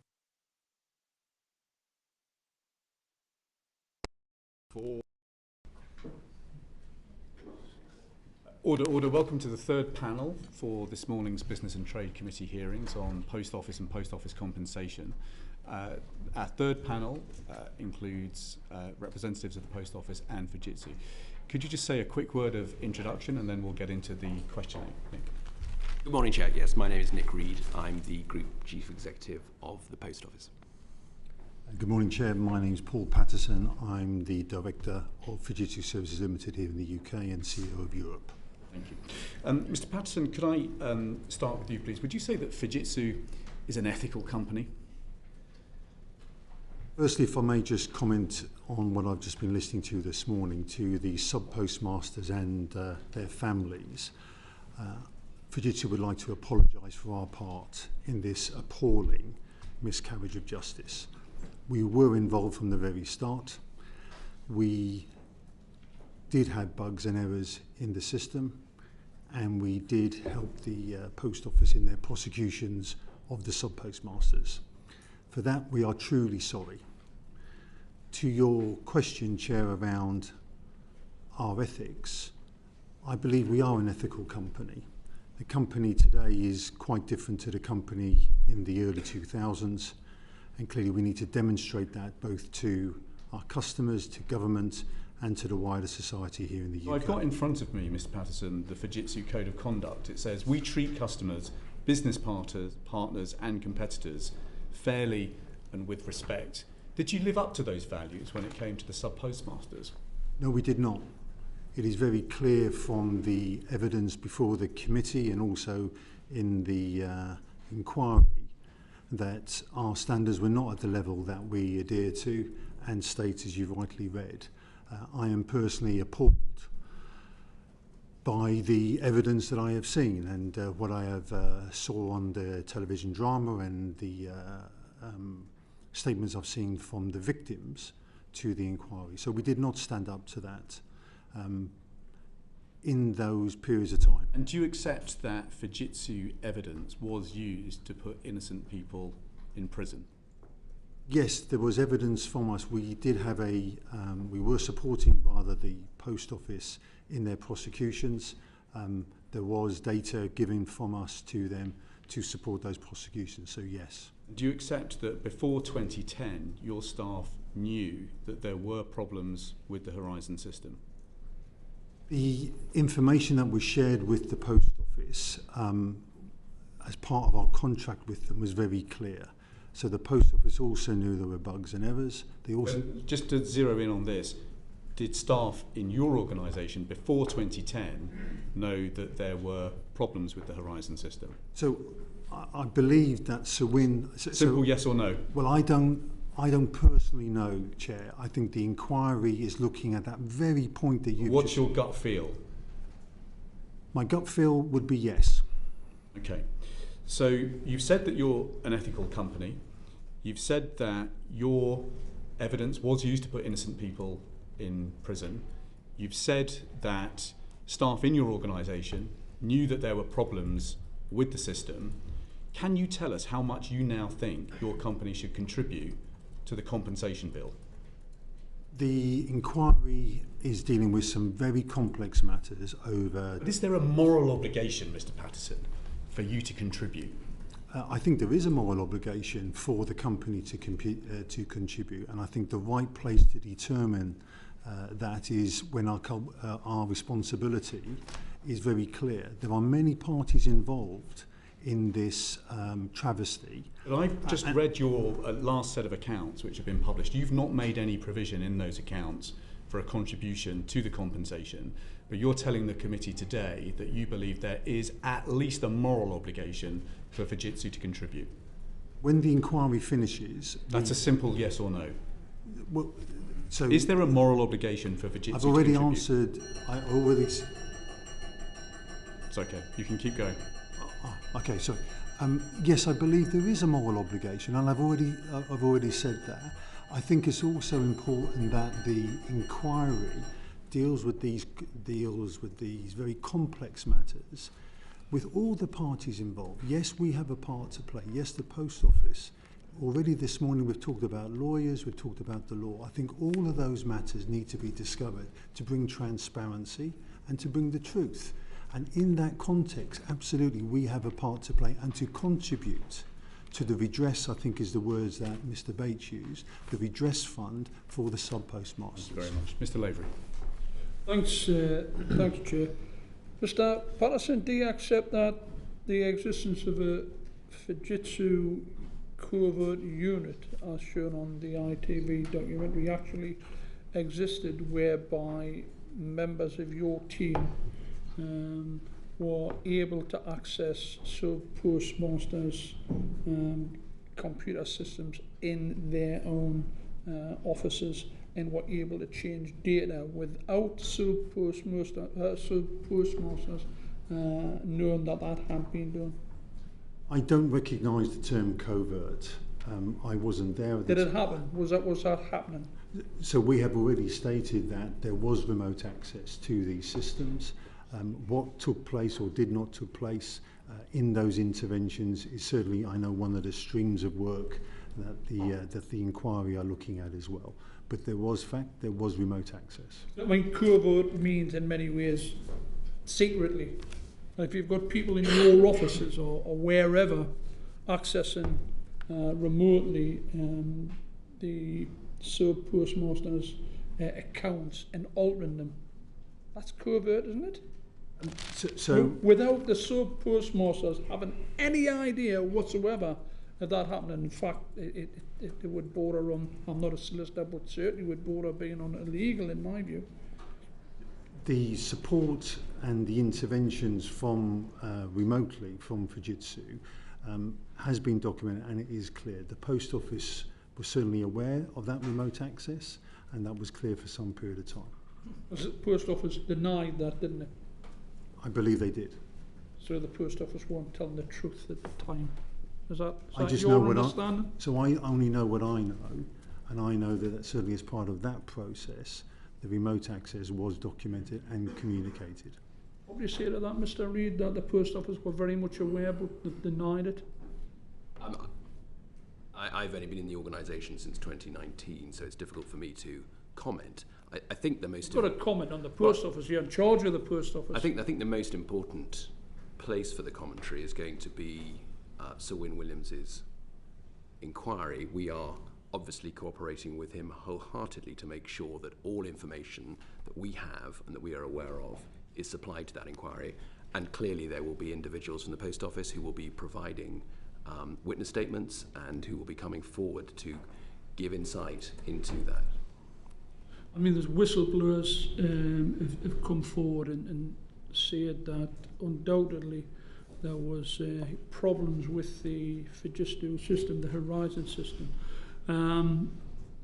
Why did Fujitsu or the post office just sit back and take absolutely no notice of the sub-postmasters rather than listen to them and try and help them and get the issues resolved amicably? Basically took the attitude that you're just going to prosecute these people, and basically they were feared for their livelihoods. Some actually committed suicide as a result of the post office policy. Why was this the case? Well, as I say, I can't answer specifically for what was happening pre-2015. I simply wasn't in the business at the time. What I can empathise with is that I've spent a lot of this last year speaking individually to postmasters who are victims of the scandal, and I've had private meetings with over 30 of those, and a number of them have certainly talked to me about the trauma associated with this, the way that they were treated and handled, and I think that is something that has come through in the human evidence that has been displayed at the inquiry, and also that has come through very, very clearly in the way that they were treated. And clearly from our perspective, we want to make sure that we as an organisation are giving Sir Win every single opportunity that he has to make sure that he can get to the truth. And that is clearly what the... We would expect nothing less. Absolutely agree with you, Chair. That is exactly what we need to do. We know it's an extremely complex situation. It's been going on for 25 years. There's an enormous amount of documentation and data, but we want to make sure that we give him every opportunity to understand what exactly happened, who was accountable, and indeed what we do next. What happened to Joe Hamilton and others, monies who they repaid? What happened to that? Well, I've obviously become aware as a consequence of the evidence that's been provided that there is an on-running issue associated with suspense accounts. We've had this investigated 2 or 3 times by external agencies. We've provided that data to Sir Win. He can obviously draw his conclusions specifically. I don't think we, as I understand it, we got to the bottom and the nub of what was going on with those suspense accounts. Lord Arbuthnot spoke to me about this when I first joined the organisation in 2020, and it's something that we've struggled to uncover because the quality of the data isn't good enough, going back over 10 years, to be honest. But it is, as I say, something that we've spoken to our auditors about. It's something that we had external third-party look at, certainly prior to my time, and it's something that Second Sight obviously called out. So we have provided that information to Sir Win. He will be able to draw his conclusions given all the evidence that he is gathering, and we will, as I say, get to the bottom of exactly what happened, and this is obviously pre-2015. Is it a possibility that the monies that the sub-postmasters paid ended up in the coffers of the post office, and then as part of the profits the monies were then paid to dividend holders, and indeed could have been part of hefty remuneration packages for the post office executive?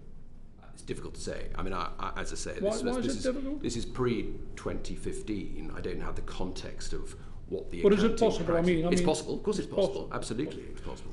Mr. Patterson, why at the time, you knew that there was glitches in the system? Why did you sit back and do absolutely nothing about it? I don't know. I really don't know. And on a personal level, I wish I did know. Following my appointment in 2019, I've looked back on those situations for the company and the evidence I've seen, and I just don't know.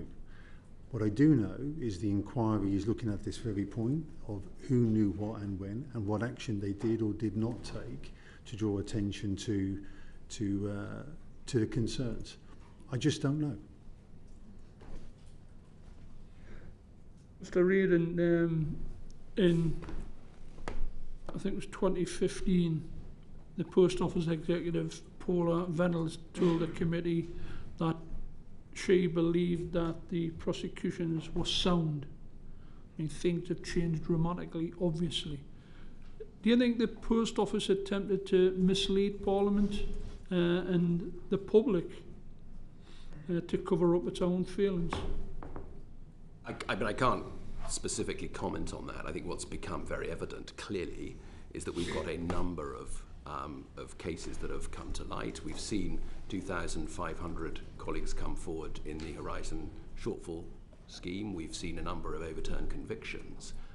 Clearly, Sir Wynne will be looking very carefully at what has happened, and I think we're all very keen to get to the bottom of this. I've been very clear since I joined the organisation that the Post Office simply can't move forward until such time as proper redress has been determined and, has, more importantly, has been paid out and given to those victims of this scandal. We know that. And certainly from our perspective, we will provide everything we can to Sir Wynne so that he can make these pronouncements. I know it's a frustration for the committee that, certainly in my instance, I wasn't in the organisation and you would like specific answers. It's very difficult to do that. But well, we would expect you to know the history given your full cooperation with the inquiry, Mr. Reid. Well, absolutely, and that is exactly what we're doing. We are providing all and full cooperation with the inquiry, and that's clearly the right place for us to apportion blame when Sir Wynne has made his pronouncements. That's very, very clear, and we want to make sure that he does that and does that well. Chair, can I just say, I've asked 3 or 4 questions. I haven't had one answer yet. And the reality is you've got the head of the Post Office, head of Fujitsu, that department, and the answers have been absolutely negative. If we bring in people in front of the committee, we would expect them at least to have a knowledge of the history of what's happened. Something as big as this, and the answers have been, well, I haven't had any answers to the questions which I've asked, and I'm not frustrated, I'm absolutely appalled at the answers which I've received. Thanks. Mr. Gillis, briefly. Thank you, Chair. Mr. Patterson, can you tell me when specifically management in Fujitsu, ideally the month and the year, knew about the Horizon system being faulty? I can't answer a month and a year to your question. Not even a year? Well, because I'm assuming you said at the beginning to the chair that there were issues with the system. So is it that there were issues with the system from day one, or is it something that was discovered later on? Because as reported in the Eye this month, near identical, I use a quote there, errors were found in an earlier Post Office IT project supplied by a subsidiary of Fujitsu, ICL Pathway, which was in 1999. So I ask again, when were management aware, and if you're unable to answer now, will you commit to asking executives to formally write to the chair of the committee to provide that detail? I'll say 2 things. First of all, there were known bugs and errors in the system at a very early stage. You asked me the month and the year, I can't give you the month and the year, but from the very start, there were bugs and errors in the system. Why did this earlier project fail? Why was the trial of the system showed errors in ICL Pathway which could have led to potentially thousands of sub-postmasters being rejected? Why was this earlier system, which is near identical to Horizon, why was that flashing up errors? So I don't know what was happening in 1995 to 1999. What I do know is that there were bugs and errors in the system when it rolled out. In any large IT project, there will always be some bugs and errors in any system, particularly of this scale. The important thing is, what do we do with that information? Do we take that information and share it with the Post Office? Yes, we did. How the Post Office then chose to use that information in their prosecutions is entirely on the Post Office's side. So you accept there was faults with the system, Mr. Patterson, but, and you say you pass it on to the Post Office and basically pass the buck from what I just heard there, but to quote your own marketing material, the most advanced and secure electronic banking and retail network in Europe when describing the Horizon system. So your own communications to sell your own product around the world, you were using Horizon as a great example, yet you're saying here now that errors were known, and fine, so when was the first error, again month and year, passed to the Post Office? So I can't tell you month and year. So will you commit to writing to this committee to tell us when? So I know that Sewin, this is one of the phases of the investigation with Sewin, particularly about when the system's rolled out, the training for the sub-postmasters, etc. So I can commit to the chair that I will revert back into what we have already submitted to the inquiry in this area. It was an area that was discussed early on. And quite remarkable, we don't know when. Okay, but let's go to the point now about the Horizon system. David McDonnell told the inquiry, who was part of the Horizon development team, and I quote again, of 8 people in the development team, 2 were very good, another 2 were mediocre, but we could work with them. And then there was probably 3 or 4 who just weren't up to it and weren't capable of producing professional code. My stepfather spent his entire professional life writing code for many different IT firms. Sounds quite worrying that half, well actually 2/3 of your team are incapable. Out of the current Horizon development team, are they very good, mediocre or incapable? So the current Horizon system is very different to the old system. I do not believe we have got software development taking place today. The system is in and is just being operated. It is not being developed. Can I ask, Mr. Reid said he's now met 30 sub-postmasters and postmistresses. How many have Fujitsu executives or yourself met? I have not met any sub-postmasters physically. And has any Fujitsu executive met any of the victims? I do not know, Mr. Gillis. Why has Fujitsu decided not to meet victims? I have not decided to meet the victims. I have personally watched the drama on TV and read the evidence that was given in the impact statements by sub-postmasters, and I've also watched some of the YouTube videos of it. Can I ask, why has it taken an ITV drama to inspire Fujitsu to sort of become much more forthcoming? Why is it Fujitsu did not decide to go out and reach out? I think they had legal representatives who would have happily, I'm sure, put people in contact. Why are Fujitsu executives happy to not meet when actually to the Post Office have only just at least started, but at least they're doing it? Why is it Fujitsu feel they're above that? I certainly don't feel that I'm personally above that, and I don't believe that the company feels that they're above that either. What I do believe is that we need to get to the bottom of the entire truth and make sure that truth is transparent and we don't just jump to a particular soundbite. And what's Fujitsu's position on the proposed emergency legislation? Do you think the prison sentences are appropriate or inappropriate for those who have been declared guilty to date? I have no expertise to determine what the government or the parliamentary... I have no expertise. Will Fujitsu give its full support to all victims to have their convictions quashed? We have, I will say 2 things on this topic. Since my appointment, I have been absolutely steadfast in our support for the inquiry, and any information that a sub-postmaster needs of Fujitsu... Mr. Patterson, I'm not talking about the inquiry, I'm talking about legislation that we're hearing about coming before the House in a matter of weeks. Will Fujitsu support what the government intends to do and to quash the convictions of those who have been wrongfully convicted in the largest miscarriage of justice this country has faced? It is an appalling situation, and we will do, while I am in this role, I will do everything I can to make sure any information that surely we need it's a simple to give... thing. Will Fujitsu support the government in quashing these convictions? Do Fujitsu accept that everyone who, under this scheme, should have their convictions overturned? It is very clear from the inquiry the answer would be yes. Mr. Reid, out of interest, the Post Office share that view, I'm assuming. We do. We're very clear that we want to ensure that redress is done as quickly as possible, and the scheme of the mass exoneration that the Minister has put forward, we welcome that. And the final question for me, sorry, very quickly, Chair. Can I just ask Mr. Reid, have the Post Office hired any public relations companies to handle this crisis after the drama came to air? And if so, how much is the Post Office paying for that advice? No, we haven't.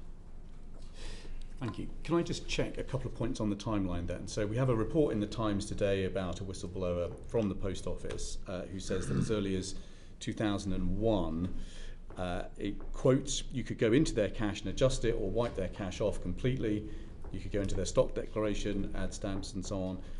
In a sense, we've got evidence here of, in 2001, a member of Post Office staff acknowledging that remote access to the terminals is possible. We then have, from 2013, tapes that show the Post Office Company Secretary preparing to brief Paula Venables about whether remote access to Horizon accounts was possible. We then have the Clark advice in 2013 warning that a former Fujitsu Horizon architect had given incorrect evidence to courts pertaining to remote access. I just want to check, Mr. Reid, from your point of view, when do you think Post Office staff first knew that remote access to Horizon terminals was possible? I couldn't give you an exact date on that. Why can you not answer that question? It is fundamental to this case. What is fundamental from our perspective is we are facilitating Sir Win getting to the bottom of all of these issues. How long have you been the chief executive now? Because coming into the organisation... How long have you been the chief executive now? 4 years. You must surely have had time in 4 years to cut to the heart of this issue, which is, when did the Post Office know remote access to terminals was possible? My role, certainly coming into the Post Office, is to do a number of things. Of course it is to speed up as much as we can and as quickly as we can the compensation that's being paid. That must be the right start point. Surely you must be telling Sir Win's inquiry when somebody in the Post Office knew that remote access to terminals was possible. We will be providing Sir Win with all the information that he requires. But what's the answer? I haven't got that specific date. I can come back to you with what we have supplied in the same way as Mr. Patterson has described, that we will come back to you. I can do the same. I think we are both surprised and disappointed that you've not got that question answered on the table. Yeah. Mr. Pause. Thank you, Chair. I share your concern about Mr. Reid's lack of opinion about what was happening in the Post Office prior to him joining 4 years ago. Mr. Reid, you joined with a pretty stellar career in the retail sector. You'd worked for many big companies and you've got a very broad business experience. As the Business Committee, we're concerned about the performance and practice, including the ethics of businesses in the UK. How would you describe the practice and ethics of the Post Office in the period before you joined it, perhaps from the period from 2000 to you joining in 2019? I think when I joined in 2019, what struck me about the organisation was that it was in shock and paralysis as a consequence. It was in shock and paralysis. As a consequence of the Common Issues Judgment and Horizons Issues Judgment. That would be my first observation.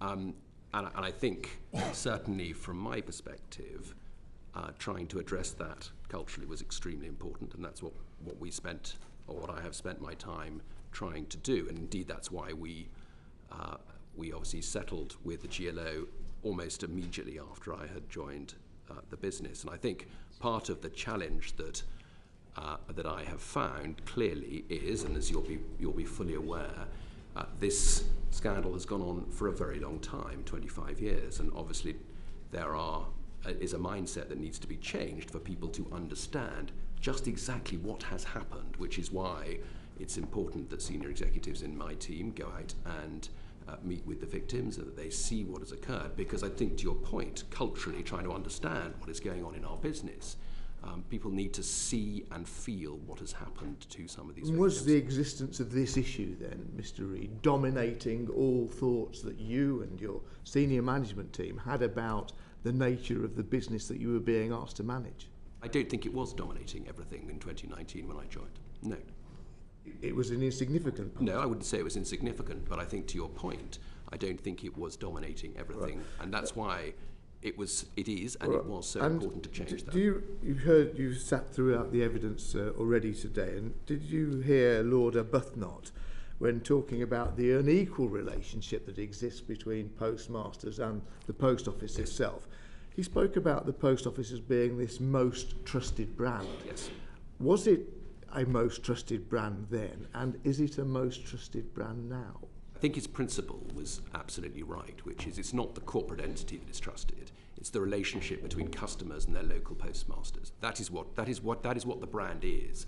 And I think we need to... So you recognise the value of the postmaster in the way that Lord Arbuthnot absolutely described? do. The post office is the postmaster. All right. So why did one of these people who's been delivering your most trusted brand, Jo Hamilton, say that when she was being inquiries were being made of the reconciliation within her branch, she felt as though a financial gun was being held to her head? I mean, it's appalling, is the obvious comment that I would make, and I have enormous empathy for what Jo went through, and I have to say that, you know, we've all listened to what has occurred in the inquiry and the evidence gathering that has occurred in the inquiry, as well as the evidence that's been provided by former colleagues, and it's appalling. We've also heard today that there was a belief that the motive of the investigators, where something was identified as a failure, some missing happens in all sorts of businesses, in all sorts of accounts, as you will well know, but the motive of the investigators was that of asset recovery rather than trying to identify what might have happened. How can that be the attitude of a most trusted brand? Deeply concerning. I agree with you entirely. It is deeply concerning. Do you accept that characterisation of the investigators? I think we've heard evidence in the inquiry to that point, and so, you know, that is what has been provided. So I think it's very clear to me that there is a reason why we've not prosecuted anybody in the post office, certainly not under my watch, and certainly not before 2015, and we have no intention of doing so. And I think culturally we've got a long way to go to ensure that actually we put our postmasters first. To your point, they are the brand. The postmasters are the brand. The relationship between postmasters and their customers is what matters. And certainly we at the corporate entity need to recognise that we are here to serve those postmasters. Right, and we've heard this issue described as the largest miscarriage of justice in British legal history, but more importantly, for you as somebody running a business, a 1 billion liability against the post office. Do you recognise that sum, and what provision have you made for it in your accounts? Sorry, the question again, the 1 billion liability being what? The erosion of... The liability on the post office of this matter being £1 billion. What provision have you made for it? Well, I think... Do you accept the figure, first of all? No, I don't really accept the figure. What is the figure? I think where we've obviously, and you'll see in our report and accounts that were published at the end of last year, we, like Mr. Bates mentioned today, have been concerned that people are not coming forward. So the funding has been provided by government for to address the compensation issues, but we are still struggling to get people to come forward, and that is a problem for us, which is why it's reduced. You're running a business, you've got this liability. What's your assessment of the extent of the liability as we sit here today? Well, as I say, we reduced our provisions because people were not coming forward to sort of claim compensation. Which is what's your assessment of the figure, Mr. Reid? Well, I think what has been done in the last 10 days in terms of the potential to mass exonerate, and that is going to obviously generate a lot more people coming forward, and so I think that scale of the size of the problem is the £1 billion we heard from Lord Arbuthnot likely to be realistic? I think it's unlikely to be that size, but it may well be. It could be £1 billion. It may well be. All right, thank you, Chair. Thank you. Mr. Reid, when you took over in 2019, the Post Office was already engaged in substantial civil litigation. Yes, brought by the Post Office. So you, as Chief Executive, would have wanted to bring yourself fully up to speed with the background of that, I'm sure. Having done that, can you help us as to why it was nobody in the Post Office, as I've seen, ever queried why there'd been such a sudden uptick in the number of prosecutions of your postmasters? The question never seems to have been asked. Can you help as to why? As in the number of prosecutions from the introduction of Horizon right the way through. My assessment of the pre-Horizon is that there were as many prosecutions. You've got any figures for that you can provide? Say again? We will provide you that data. If you could do that, yes, that would be most helpful. Yeah. But to your point, nonetheless, what astonishes me when I look back to 2019 through to 2015 is that there are between 55 and 75 prosecutions approximately every single year. It is an extraordinary number. Don't get me wrong, it is an absolutely extraordinary number. That kind of, or that lack of curiosity for individuals saying, why is this the case? What is going on? Is something that remains a mystery. And I'm sure that, as I say, that Sir Win will understand from those who were involved quite precisely why that was the case and what happened. Horizon was also, I think, used in the Crown Post offices, wasn't it? Yes, it was. Has any investigation been done as to what happened there in terms of discrepancies? What, in terms of discrepancies? More specifically, or what over a particular time period? Was anybody prosecuted who was an employee of a Crown Post office? I'm not 100% certain. Were deficiencies found in Crown Post offices? Can you help me? I haven't got that detail. Perhaps you could try and research it and provide it. You concede that you are not now undertaking private prosecutions. Correct. Do you accept, because of the failures, as things stand, the Post Office is unfit as an organisation to carry out private prosecutions? I don't think the Post Office would want to carry out private prosecutions, and I've been very clear that on my watch they won't, and I see no reason why they should continue to do so. Mr. Patterson, the Post Office, in carrying out those prosecutions, submitted witness statements by their investigators which attested to the robustness of the Horizon system, and assumes, from the evidence that we've heard, that they must have had information from your company, from Fujitsu, to suggest that it was robust. What do you say to the prospect that actually inaccurate information provided by your company led to wrongful prosecutions of people who were subsequently imprisoned? That's a scandal, isn't it? That's exactly one of the topics that the inquiry is looking at. Exactly that topic about what evidence was given to the Post Office from Fujitsu to support the inquiry, to support the prosecutions. I said in my opening point that we did support the Post Office in those prosecutions, and we did give them information to do that. If that was done, subject to the outcome of the inquiry, there's a moral obligation and perhaps a financial obligation on Fujitsu for what happened there. As I've already said, we do see, to the Chair's first question, we do see a moral obligation, but we also see, with the entire end-to-end of all the components in this, to get to the truth. And it's the truth. You were already discussing this morning about disclosure, you know, how that information was given to the Post Office and whether that was disclosed.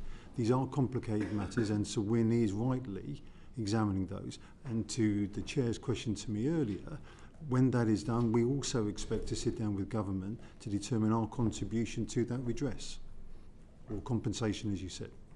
You'll make provision accordingly.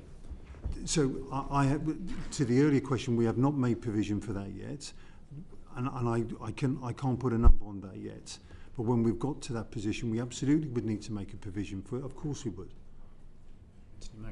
Thank you, Chair. Mr. Reid, when you came into post in 2019, were you presented with the board minutes that go all the way back to when this issue's first started? So let's say 1999. Were you presented with a timeline? Yeah, I wasn't.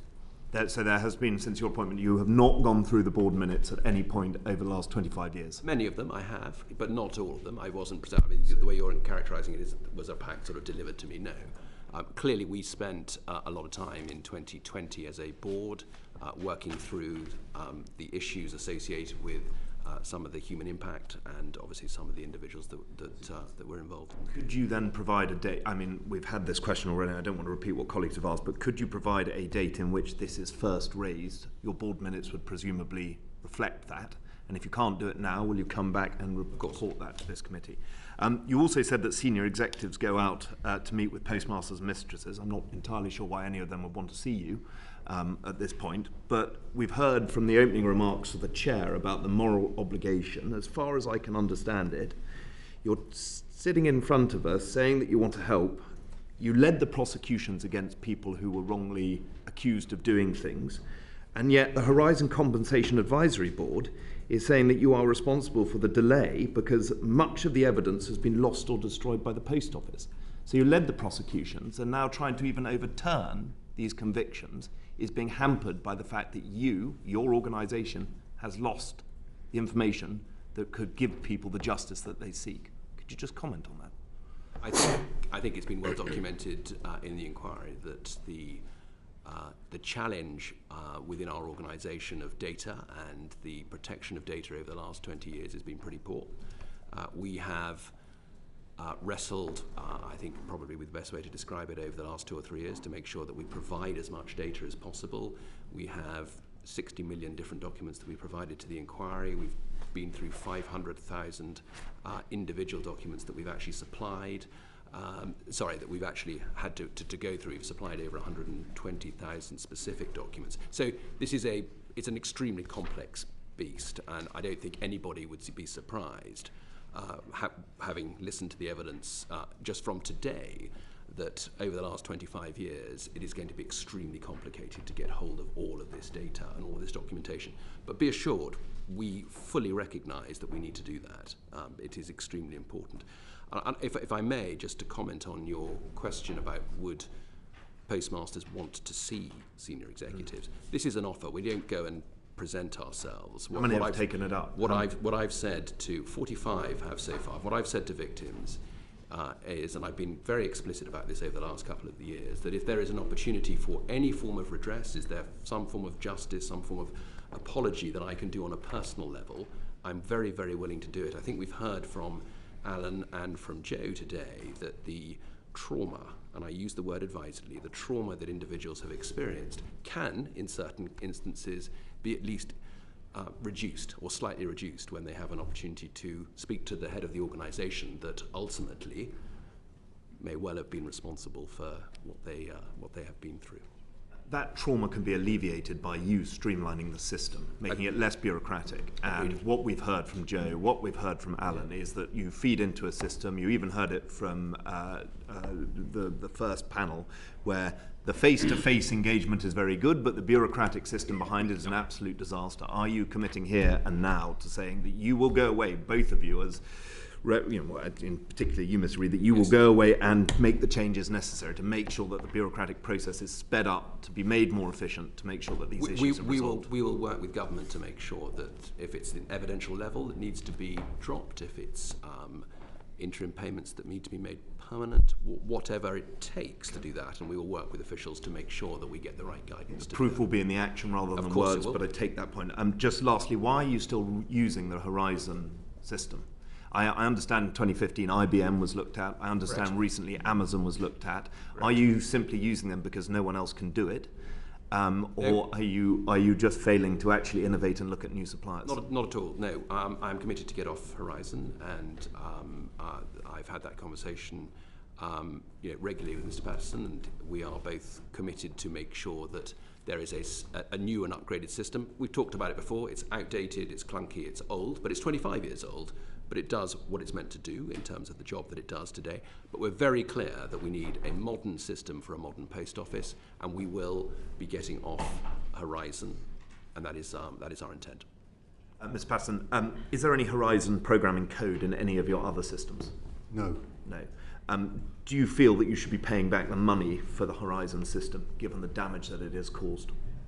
From that government contract, do you think you should be reimbursing it, even to direct it towards a compensation scheme?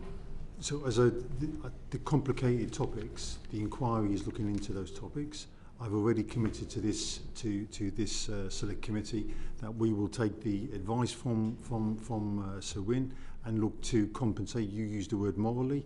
I also think it is a moral point, and we will look to contribute to the redress or compensation scheme. I'll leave it at that.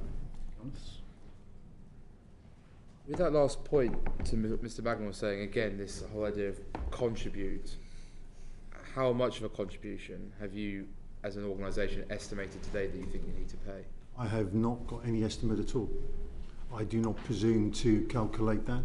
I think it's right and proper that we allow the inquiry to discover where the responsibility lies, and responsibility lies in many places, and also inside Fujitsu.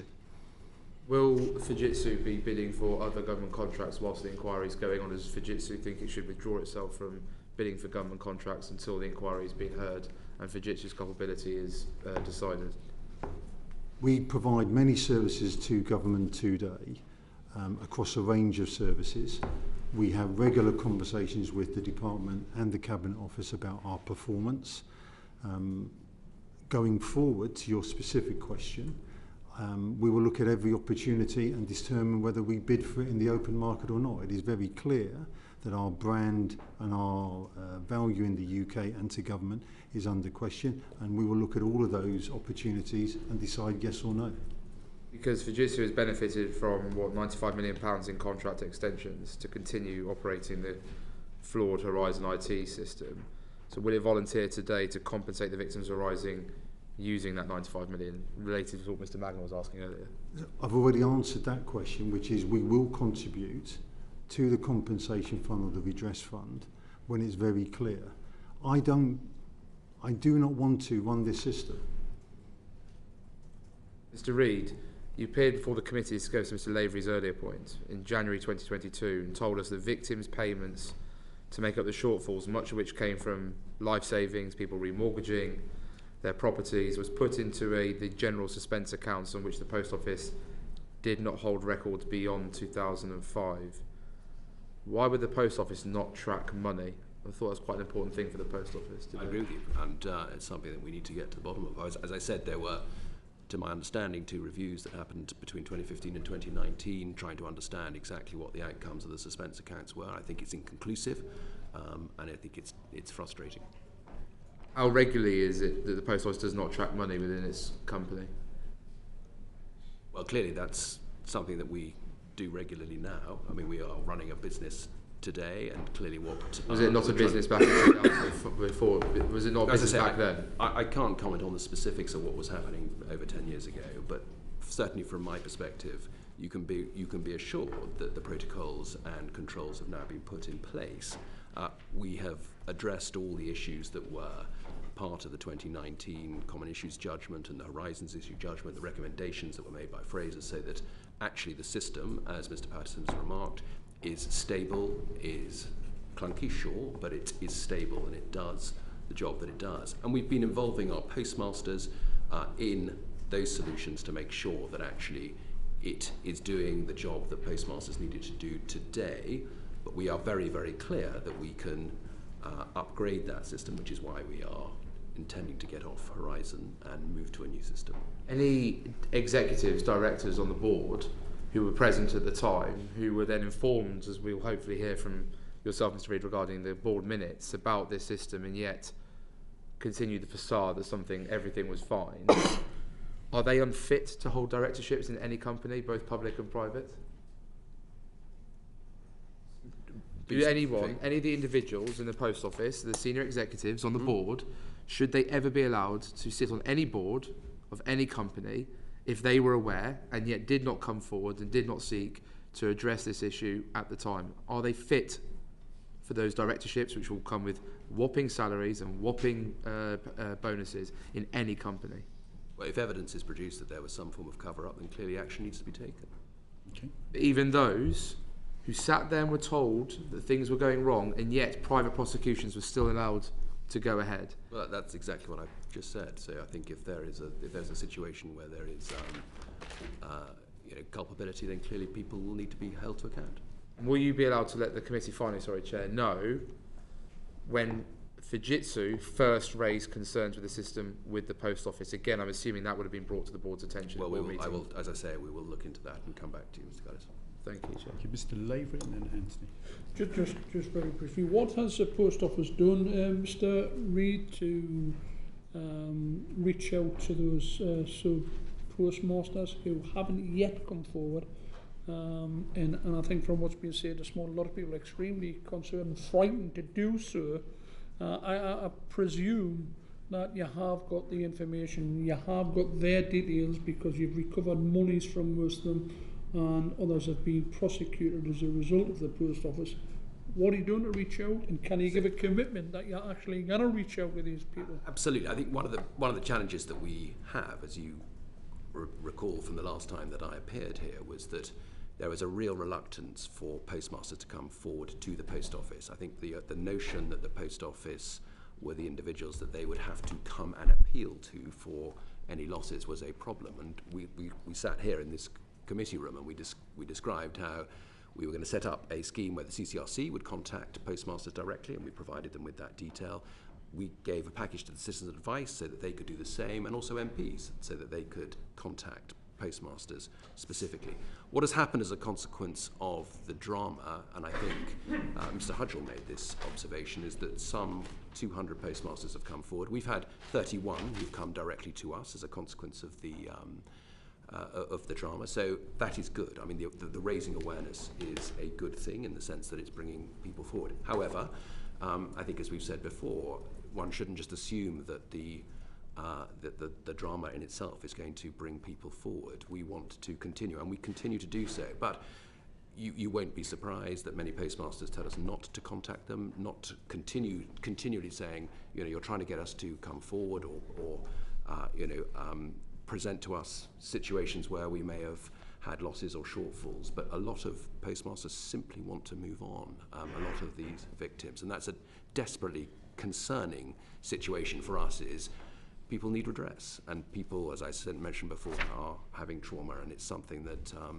I've had first-hand experience of observing. And indeed, I was in this building yesterday with an MP and with a victim of the scandal, and she was mentioning or saying to me that the reliving of the last 10 days, because of the enormous amount of publicity, has been extremely stressful and traumatizing for many of those victims. And I think we need to recognise that that is something that is going on at the moment, and clearly wanting us to move through and accelerate through the redress is the most important thing that we can do.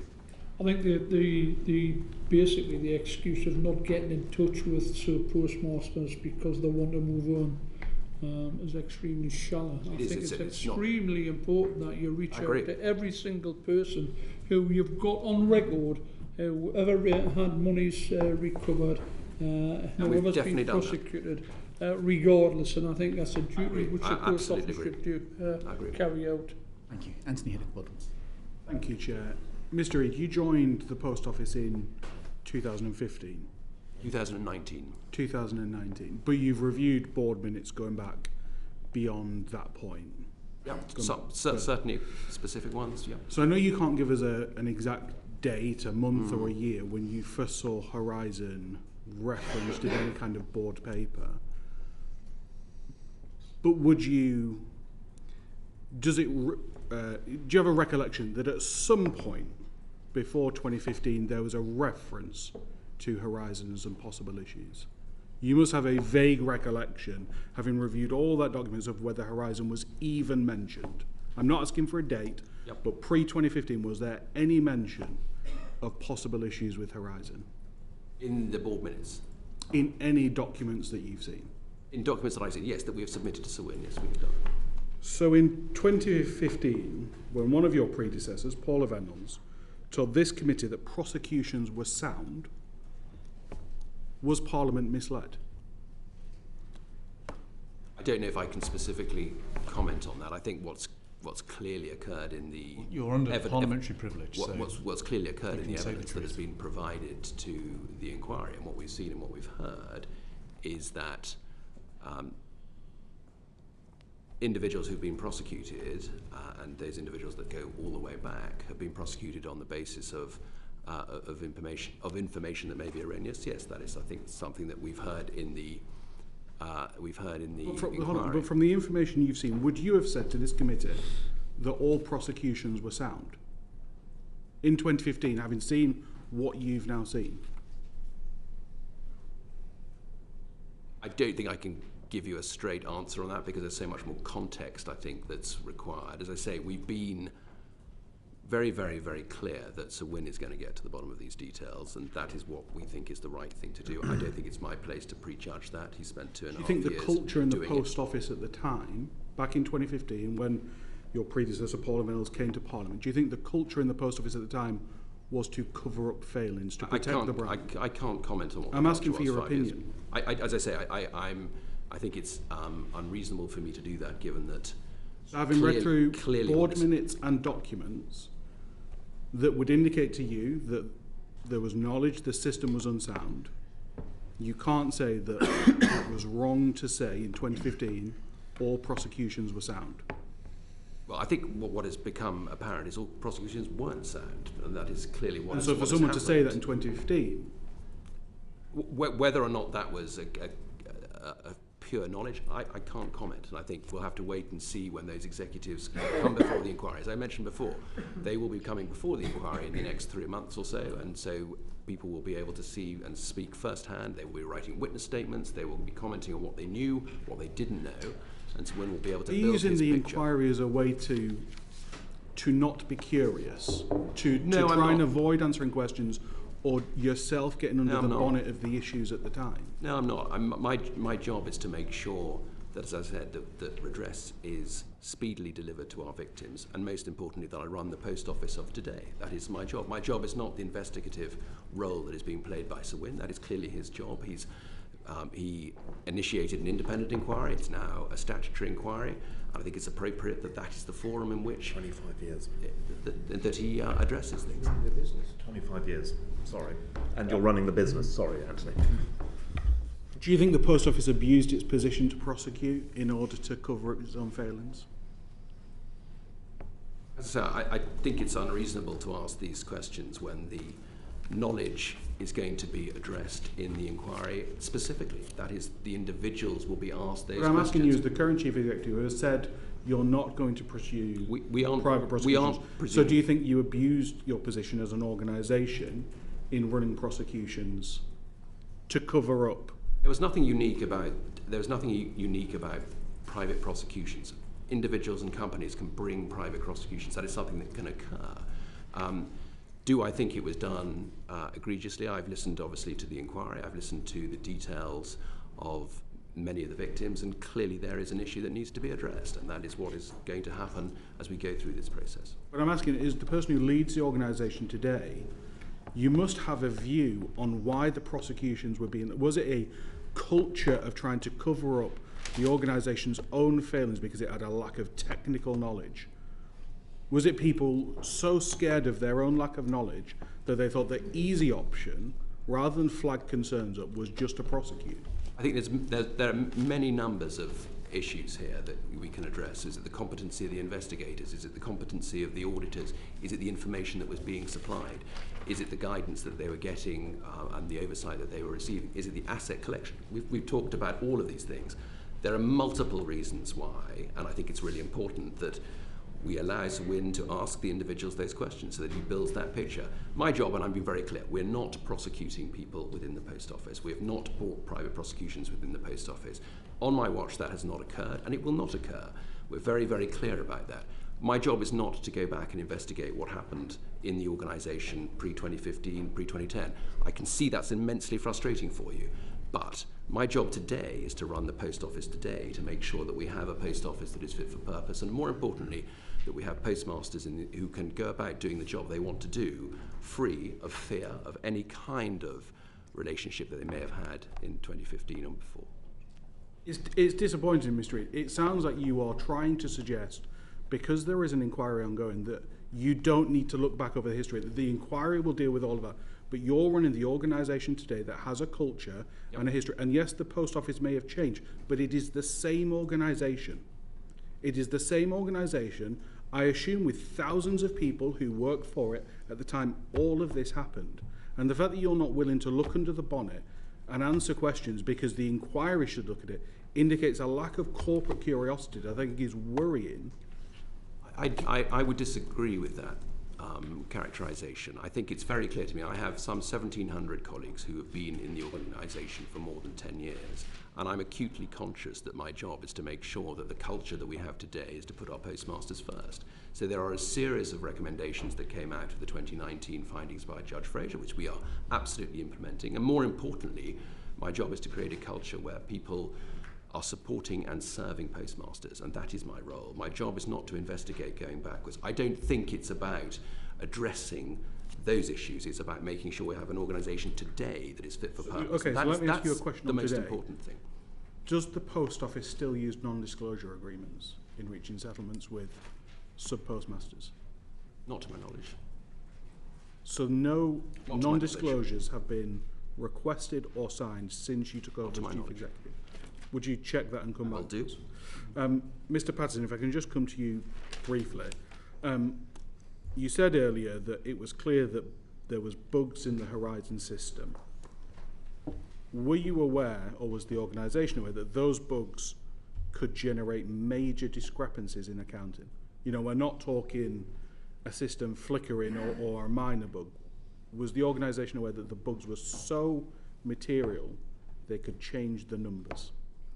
So I don't have evidence in front of me that connects a bug which was present to a shortfall. Could it cause shortfalls? Yes, it could, and I said that in my opening statement. And I know that again is a subject for the inquiry to look at the detail. To your point about scale, I don't know whether it's big or small, but I do know they could make an impact. And your view, having looked at the histories, that was reported Yes. to the post office. I know you've also said that you've not made a provision yet. Have you had conversations with your head office in Japan about Horizon since you took over the role? Yes. And their view is the same, that they are willing to allow provision to be made once a number is arrived at? Yes, and the reason why I can say what I said earlier is because that is the conversation we expect on the conclusion, to absolutely have that conversation about our contribution to the fund or redress or compensation. We expect to have that conversation with the relevant government. And that's the view across all of Fujitsu? Yes, it is. Okay, thank you. Really briefly, Mr. Gillis. Mr. Reid, you talked about no longer using non-disclosure agreements.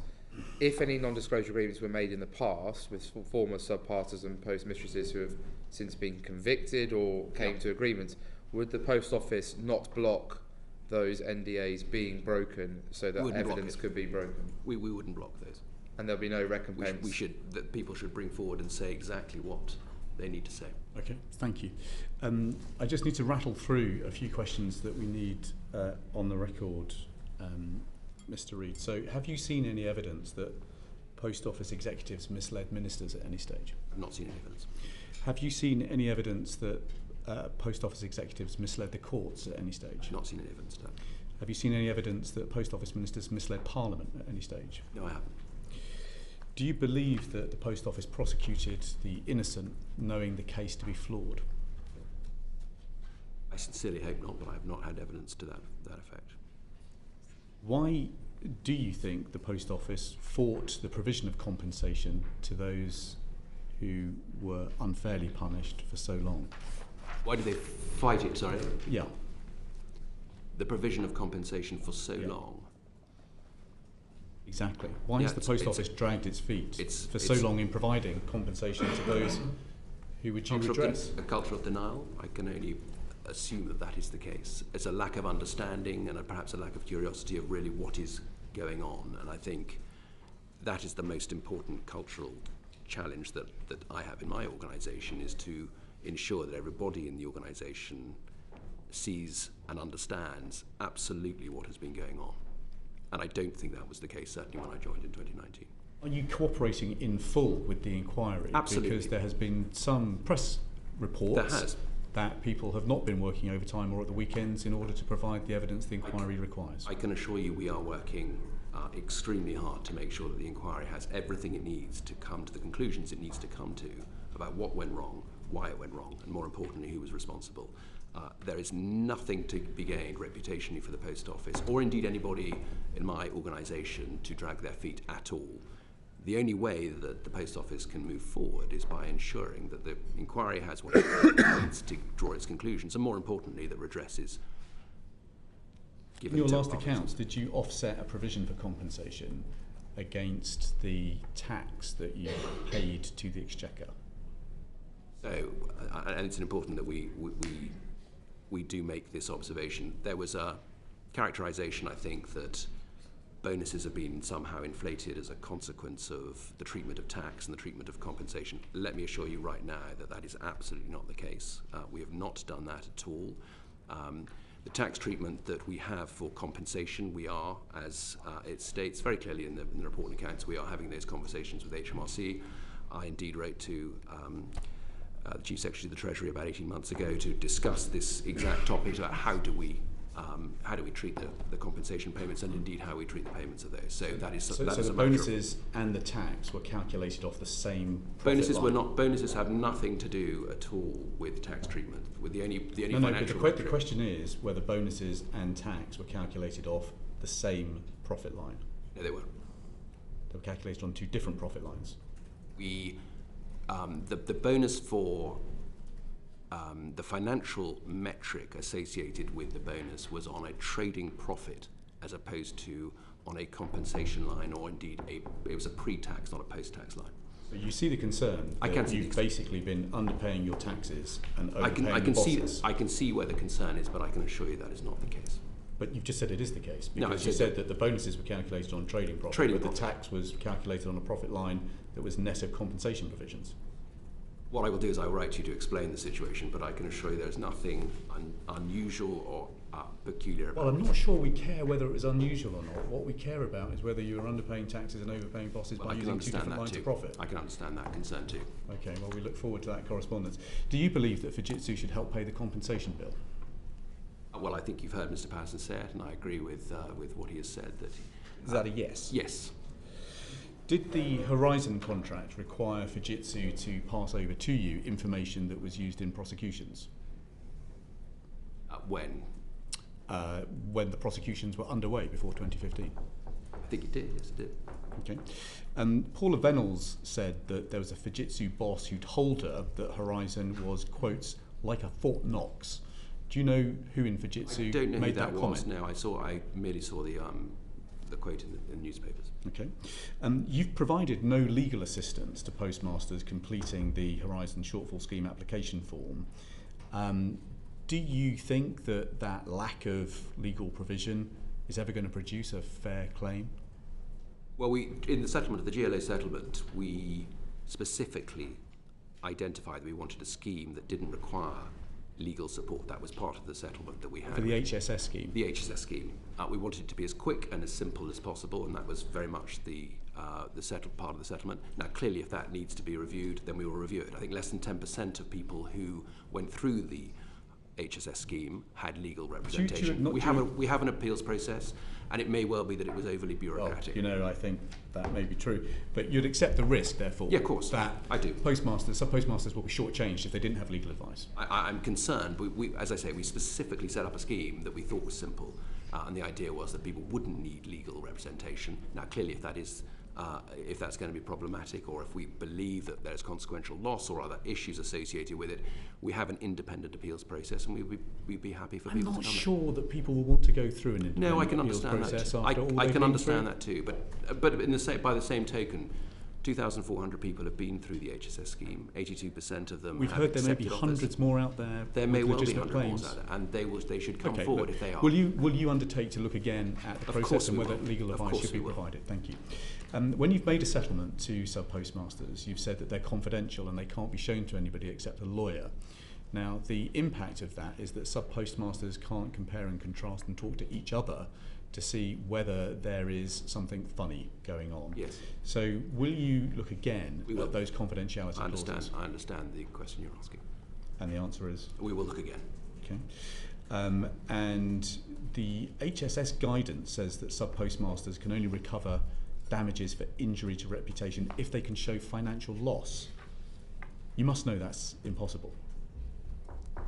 How could they demonstrate Yes, how they financial can't. That's very difficult for them to demonstrate that. I can see that. That is guidance that should be looked at again? We should look at that.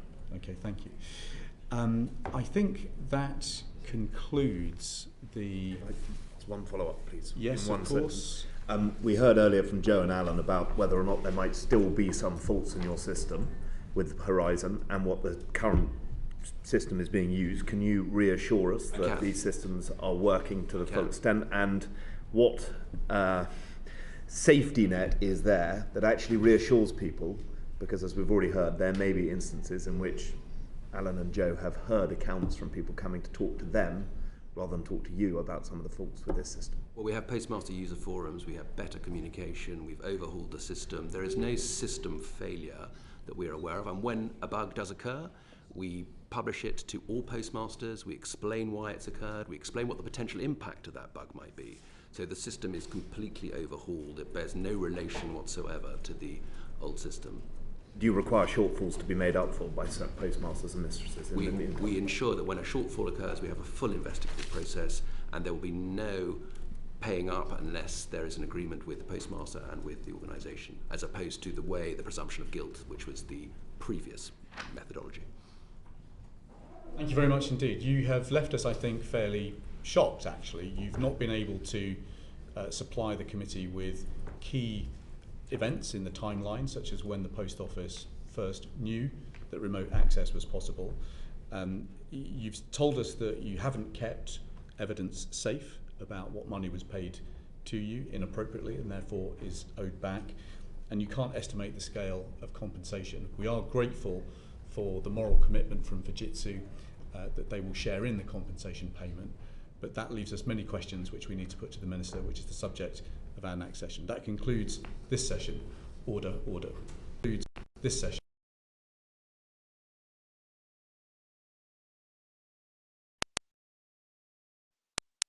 The proceeding is currently suspended.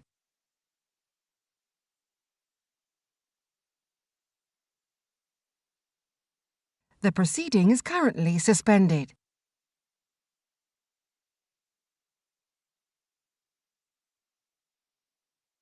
The proceeding is currently suspended.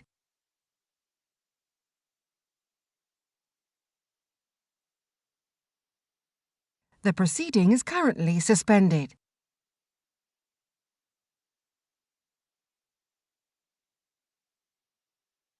The proceeding is currently suspended.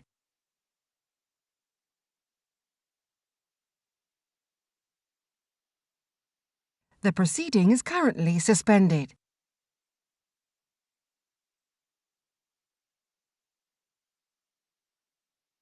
The proceeding is currently suspended.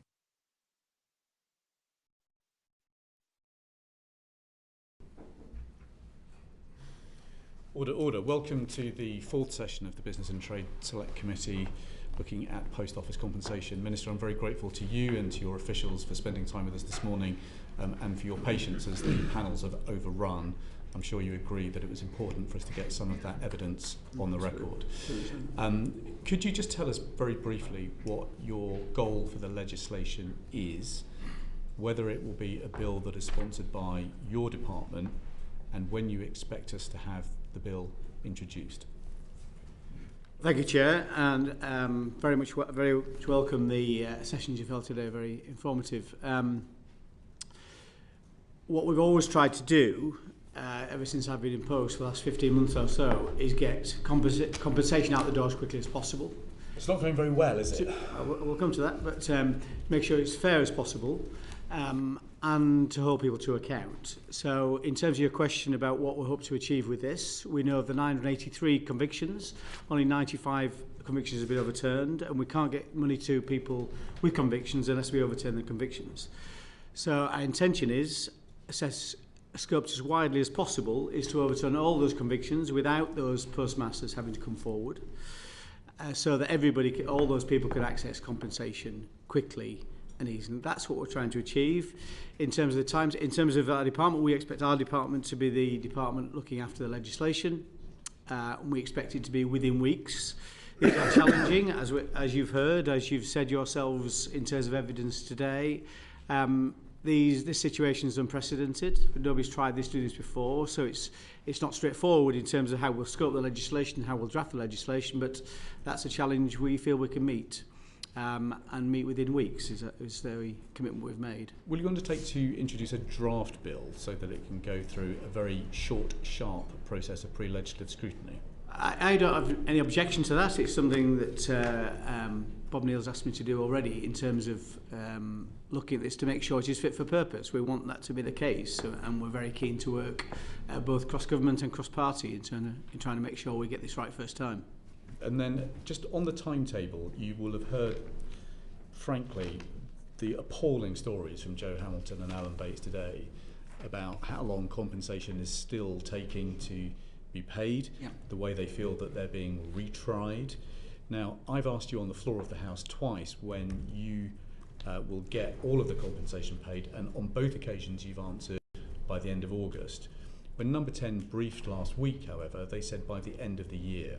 So can we just get a definitive answer today? When will all of those who need redress have that redress? Well, I very much hope that it will be by August. Not all the situations are within our gift, not all the different moving parts are within our gift. That's the difficulty with this. Can I be clear, because I think there was some confusion about what's been paid already. Can we just be clear about this? The 2,417 claims to the Horizon Shortfall Scheme, over 2,000 of those have been settled. In total, 2,700 cases have been settled, 64% of all claimants. Now, as you've heard, there are 3 different compensation schemes. There's the HSS, which is the first scheme to be established. There's a GLO scheme, Group Litigation Order scheme, and there's the overturned conviction schemes. All have different moving parts. Not everything within those, not every one of those moving parts do we have control over. But we're keen to expedite it wherever possible. And one of the ways we've done that, of course, in recent weeks, in recent months, is to bring forward what we said is the fixed sum award, or the upfront payments, however you want to describe that, which... You heard Joe Hamilton's reaction to that. Sorry? You heard Joe Hamilton's reaction to that. Well, I mean, I do, and we're not saying, we never said that the fixed sum award is the right solution for everybody, but we need, it is a solution to many, many cases. And you heard Neil Hudgell said earlier, I think, of the 31 cases that have been settled and overturned convictions, I think 28 of them have been settled by fixed sum awards. So for some people with lower level claims, and it's a 600,000 level on the overturned convictions, it's 75,000 in the group litigation order, that's not a maximum payment. That's a payment for people we expect with lower level claims. People can simply exit the process, which has 2 benefits. A, it draws a line under the issue for those people. I mean, don't get me wrong, as Joe Hamilton said, no amount of compensation can ever make good completely for what's happened in the past, but compensation is important. But for some people, they can draw a line under this in terms of seeking compensation quickly, easily, and move out of the process. That's good for them personally, but clearly also good for the remaining people because it shortens the queue for other people. And it has the added benefit of doing that. Can I say that... Let me understand, why is Number 10 briefing the end of the year when you've been really clear with the committee today and with the House twice that the deadline in your mind... It's not a deadline, Chair. It's not a deadline. It's an ambition we want to deliver this scheme by. We've got to frame the legislation. We've got to then persuade people to come forward for compensation. Those people may choose either of the 2 routes, full assessment or fixed sum award. If people choose a fixed sum award, it is much, much quicker, literally a couple of weeks it's taking. If it is full assessment, that is a very significant and complicated process. And this isn't just about this scheme. Can I just say, this isn't a scheme. I was involved in the Lloyd's HBOS compensation scheme. Despite everybody's best efforts and a retired High Court judge in charge of that process, in the end, we had exactly the same problems, which is why we brought forward a fixed sum award in that scheme too, and that was very successful. So it is something that will help. It's not the solution for everybody, but it will help. Let me just pin down then one key question, which is that if you're in the 555 group and you haven't been convicted, what is your goal for seeing them secure full redress? August the 7th, and that was always the date. You know, there was a date because of the way the relationship between compensation and the Treasury rules are specified, but that's the date we want to deliver that by. Now, as I say, we can't be in charge of this whole process. Negotiations happen. There are lawyers on either side of the equation, so it can take time to negotiate those deals. What's your confidence level then that the unconvicted in the 555 group will have that full redress by August? Well, with a fair wind, very good, at very high confidence levels, we've made a commitment that we will respond to all submitted claims within 40 days, 90% of claims within 40 working days. If I can just give you some numbers in terms of the performance so far, and I'm very happy to hand over to Carl. And while you do, could you just give us the numbers of people in the 555 group who were convicted and those who were non-convicted? Because actually we have struggled as a committee to put that information together from public sources. I think there are 63 that were convicted. That's correct, yes, exactly. 63 of the 555 had convictions. 47 of the 555 have had compensation through the arrangements that the Post Office are leading on compensating those with overturned convictions. And the amount of money that has gone to that group of 47 people is 17 million so far, and there is more to come. Okay, so we've got a long way still to go. Okay, Mr. Pawsey. Thank you, Chair. Minister, if I can just go backwards first, and can I first of all say thank you for spending your time this morning listening to all of the evidence. It's very valuable to have you here. We heard from Mr. Bates that when he was asked, why has this taken 20 years, he said it's because the Post Office had the ear of politicians. Was he right? Well, you'd have to ask the various politicians. I mean, clearly, I work with the Post Office very closely. I meet with Nick Reed on a regular basis. Are we challenging in our relationship with the Post Office? Absolutely, and I expect any of my predecessors to do that too. Did we over the years, Minister, is the question. Sorry? Did we over the past 20 years? I don't think we've been sufficiently challenging, no. I mean, I think this wouldn't have happened, or it would have been resolved earlier if we'd been more challenging earlier, but you know, we all make mistakes, Mark. You know, these are challenging things to do. I'm not going to blame any one of my predecessors specifically, but clearly we could have done better. Yeah, and we know that, you know, in any group of people, postmasters included, there will be some who will have done some wrong, and there will have been a number of cases that will have had to come on a regular basis. But these were absolutely multiplied, weren't they? So, we heard from Mr. Reed that at no point did anybody in the Post Office sort of question why the numbers of postmasters being convicted has suddenly started to increase. Why do you think that was unchallenged for so long? Well, if you look at there's an interesting graph, and I can share the research with you. It's some legal research on it. There was about 5 prosecutions a year happening prior to 1999, and then it suddenly shot up on the introduction of Horizon to 55 average, something like that, and stayed there until the court case that the GFSA both brought run forward. businesses. If we saw something of that nature happening, that would trigger a question. Oh, yeah, definitely. You can not speculate what happened in the Post Office. Neither was there at the time. My guesstimate on that would be, well, isn't this system great? We're suddenly identifying all these people that are stealing money off us. Isn't that great? And I think that would have been perhaps understandable at the time. But then as the evidence came in, or the outcry became louder for people like Alan Bates and Joe Hamilton and others, the question should have been asked and answered. Do you accept that there was a pretty unequal relationship between the postmaster and the Post Office? We heard about this big trusted brand that could do no wrong. There were huge resources behind the Post Office, and the postmasters themselves were little people.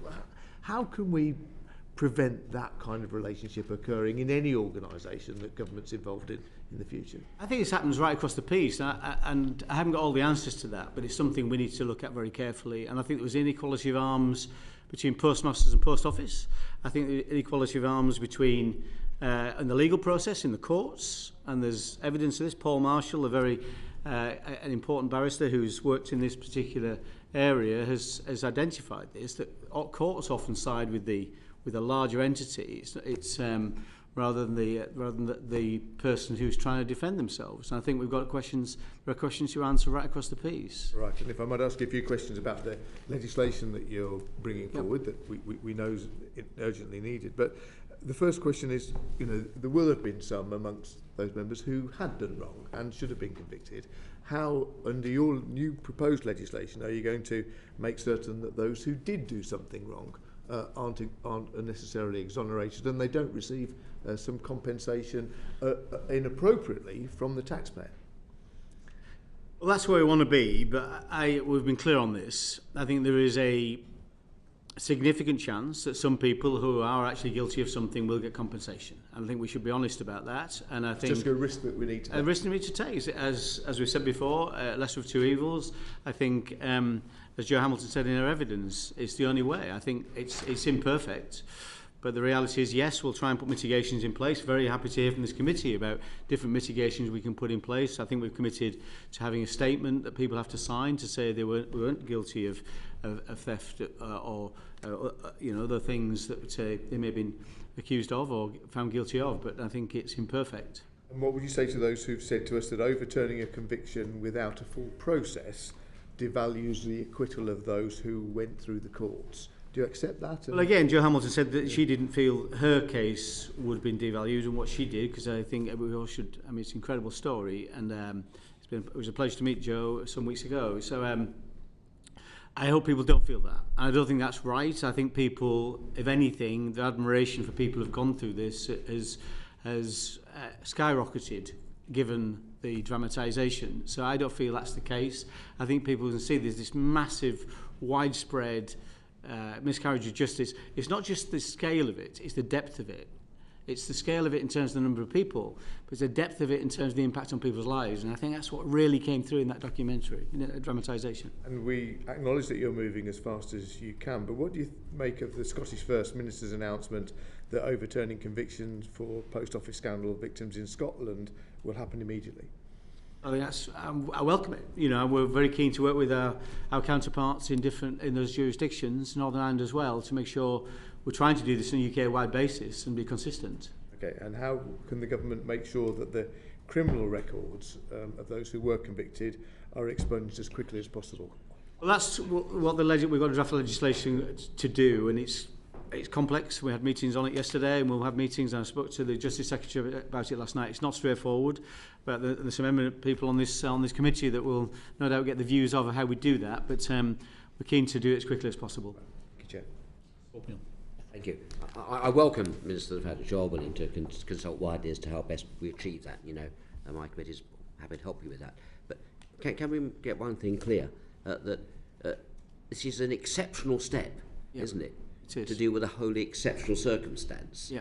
And will the government make it clear in however way the registration is framed and prevented that this is not and could never be used as a precedent for undermining the basic principle of the independence of the judiciary when they're considering both criminal and civil cases? That's fundamental, isn't it? Absolutely, and you have that commitment from me. Anything you think we need to do to set that out, the reasons why we're doing this, the fact that this is suboptimal, the fact that this is the least worst option route we're taking, and any way we can define this to exclude the possibility of this having to do this again, interfere with the judicial process.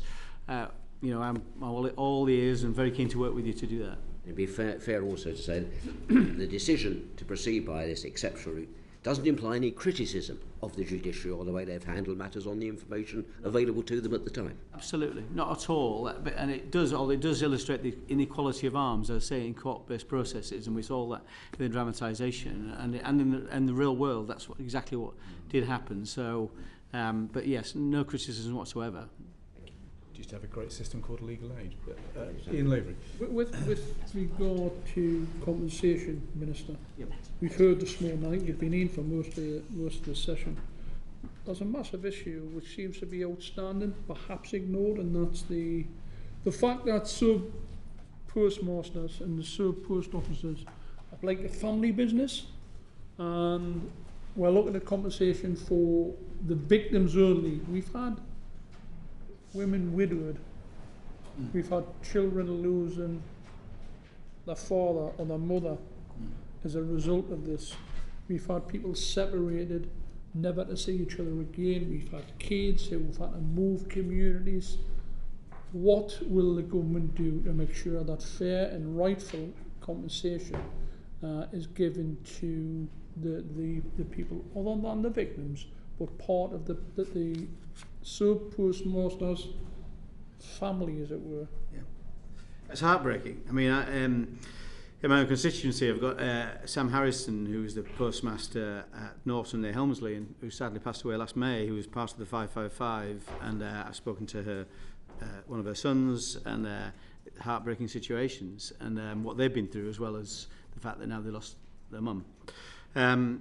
Compensation, of course, will be paid to the family, to their estate, which then flows through to those individuals that way.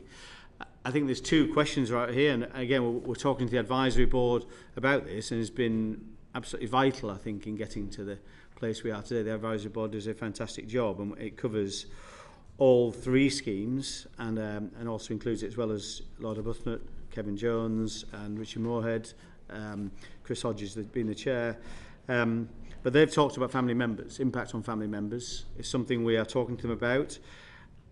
I'll be honest, and I always seek to be honest with this committee, there's a nervousness around that, in that directly compensating family members, in that you could say this for any compensation scheme we run with contaminated blood. You could say this about some of the banking some of the banking scandals, all those things, all those families are affected, of course, but it would hugely increase the scope and complexity of compensation schemes, and of course the cost of the compensation schemes. So it wouldn't be an easy thing to do to open it up to family members, but I understand the point you're making. Anthony Higginbottom. I think it's me. Oh, Anthony. Right. Two Anthonys next door to each other. Minister, thank you for sitting through and being here. Can I just ask, with the question that I ended with Lord Arbuthnot, why are we still using Horizon? Again, that's the least worst option as well. I mean, this is one of the biggest IT systems, IT networks, I think, in Europe, and if not the world. So it's a significant thing to replace. It's being replaced. I think the cost so far of replacing it is around £270 million. It's being rebuilt, and we want to get people off Horizon as soon as possible. But the system they're using now, as far as we're aware, is far more reliable than previous versions. They have some of the difficulties have been resolved, I think, or all the difficulties have been resolved in terms that caused the problems in the past. But it's something that the Post Office wants to move away from, and that is something that we are funding to help the Post Office with funding for, to be able to do that. Can I just push you on this, because that is what everyone said at the beginning. Here is the biggest and best system. I think it was said in Europe, isn't it fantastic? We're going to make it easier for those who work in the Post Office, and look at where we are now. You've now got the people who messed up the system, that's putting it politely, still running the operating system that those who work in the Post Office are using. So, I mean, I guess that it all comes back to trust, it all comes back to confidence in the system. You can't be that confident that people out there working in the Post Office at the moment are confident and trust the system they're using. Indeed, even in the run-up to this inquiry, I think a number of us went out and have spoken to sub-postmasters and mistresses across the country. I don't really think I spoke to a single one out of the 10 or 15 that I spoke to, both past and present, who had any confidence in that system. So we've been here before, we've heard about IBM, we've heard about Amazon. These are all falling through the cracks and not being implemented, these new systems, these new organizations to try and run them. Why aren't we expediting that? Because 25 years should be enough time to change the system altogether. Well, that's the reason it's been rebuilt. We're moving off it. I mean, but as you know, IT projects are notoriously slower than expected and more costly than expected, and this is no different. But you can't just rip a system out overnight. You have to rebuild it. It has to be right. It has to be fit for purpose. You have to make sure it doesn't carry the same flaws as previous versions. Now, I think we're a lot further on in terms of IT capability, in terms of deployment these kind of technologies than we were 25 years ago. So there's every reason to expect that it's a much more robust system, and it is being piloted currently in a number of branches, but these things do take time. What safeguards do you think you can or ought to provide then for someone who doesn't have confidence in the system that they're currently using because of historical reasons?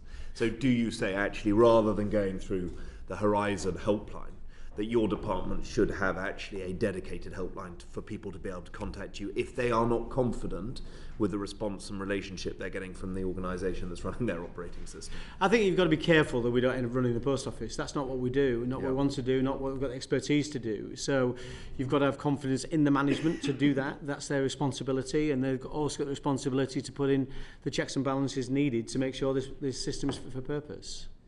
Can I just draw you back to Joe Hamilton's comments about the chronology of payments? That actually, we can talk about all of the compensation schemes. That actually, it's quite important to make sure that we're getting it right in terms of those who have been waiting the longest, are making sure their systems are being addressed. Given what you've heard this morning, how do you think you can go back and help speed up the process, deal with the bureaucracy? We've heard Mr. Reid say what he's going to do. What can you do from your position to speed up the timelines here? Well, certainly, I might hand it to Carl here, because we look after the DBT looks after the GLO scheme, and we've made commitments in terms of turnaround, in terms of responses to claims that have been submitted. We're very keen to do that. The 40 working days rule in 90% of cases. We're determined to slim down the bureaucracy. We're working with the advisory board. They've made recommendations or making recommendations how we can expedite payments, which we're keen to do. We've implemented some things already, not least the fixed sum award across the 2 schemes. But Carl, you may want to comment. No, thank you. I certainly think that the 75k fixed sum offer should help us with maybe up to a third of the claimants within the GLO cohort, looking at the data that we have received so far. And definitely we have a strong record from the impact of the 600,000 fixed sum offer for the overturned conviction, so I hope that will help. I wanted to put on record the fact that we have had 59 claims into the department within that cohort that you were mentioning earlier, the 478 claimants. So we aren't sitting there with a large number of unprocessed claims. We designed this process, frankly, trying to learn lessons from some of the criticisms of the Horizon shortfall scheme by working closely with claimants' lawyers. So we employed Freeths to help us design this scheme, and we included within that design steps such as the request for medical advice, forensic accountancy advice, and so on from experts. So we are delivering a scheme, having consulted the claimants' lawyers, that works within that process. But we do need to go further and faster. I totally recognise that. But so far, we've had 59 claims in so far, and we have given out offers of 44, of which 29 have been accepted. So much more to do, and a lot of claims to come. But it's not that they are sitting on our desk at the moment unprocessed. Yeah, I understand the need to consult lawyers to make sure the system works, but I've never found a lawyer doing anything quickly in my life. So, I mean, this is slightly the problem here. Sorry, my respect. Apologies, I don't mean to be rude about previous witnesses, especially with the good work you're doing, but perhaps you could possibly provide timelines on this, because I don't think you are hitting those targets of 40 days. I don't think you are seeing the delivery of the compensation that people are asking for in the times that you are suggesting. And I don't know if it's possible for you to provide this committee with that evidence so that we can actually not only scrutinise it but publish it as well. Could I quickly come back on that? Because Please. Following the previous hearing where we came and gave evidence a while ago, we have been writing on a quarterly basis to the chair of the committee to provide data across all of the compensation schemes. And following your recommendations, we have gone further and are now publishing that data on a monthly basis. The most recent report was issued yesterday, which included those statistics that I just gave you. So we're happy to provide further information on top of that. And we will, I think, next month be assessing whether we are delivering against that 90% target for 40 working days. That is quite a stretching target, but we're happy to give you an update on that particular statistic. The key thing is the target has got to take aim at, check out the door. Absolutely. Yes. Can I just make the point that, again, if you look at all the schemes, they are very slow at the start. But that's the way these schemes are, because it takes a while to start filling the pipeline and coming through. But if you look at the HSS, 85% of claimants had full and final settlements of the offers that have been made, the ones that applied in the original timescale. It's not as if people sit around doing nothing. If you look at the people on the independent panel and the HSS, they include people like Lord Garnier, 8 eminent KCs, 6 forensic accountants. Well, I've been a minister long enough to know that very often words are used that, like processing and settlement offered, and there are all kinds of words that we can invent to basically give a summary money in the bank of a Absolutely. stage of the process. The key thing that we need basically is the target for when is the cheque out the door. Basically, well, if you look that's at what 31, we've got to measure against. The 31 overturned convictions, 29 of those cheques are in the bank of the intended So we will recipient. now, I think, use the cheque in the bank target as a way of very happy progress. to do that. Mind if I just ask two final ones, Minister? Who should be picking up the bill here for this, Fujitsu or the taxpayer? I feel that might be an obvious answer. And then can I just, the second part to this is that if Fujitsu, as you've heard in this morning's session, is going to offer, they feel there's a moral obligation, they feel that they may offer some money in the future, are we then opening up another scheme? And how is that scheme going to work to make sure that that compensation is effectively reaching all of the people who have been impacted and, of course, successfully processed by August this year? We're not opening a new scheme. What do you do with the compensation? Well, that money should go back to pay for the taxpayer what they've had to fund. It is £1 billion. It's not being funded by the Post Office. That's why it doesn't sit on their accounts, because the taxpayer's picking up the tab. So any contribution from Fujitsu, and I welcome the commitment made today and this conversation we've had previously between officials, and we think it's a timing thing in terms of maximising the contribution to the taxpayer in terms of when we have that proper discussion about contribution to the bill. But it's a very significant bill. It may north of £1 billion. Our suspicion is that it will. So that's a very, very significant contribution the taxpayer is making, and it's very welcome. We should thank the taxpayer for doing that. And, but also we should expect people who have contributed to this scandal to contribute financially. Yeah, thank you. We bring in Mr. Lavery and then Anthony. Minister, do you think there was ever a perception that the inward investment from Fujitsu, also from Japan, was that great that the government took a back seat and didn't want to interfere with this at the very beginning for fear of losing inward investment?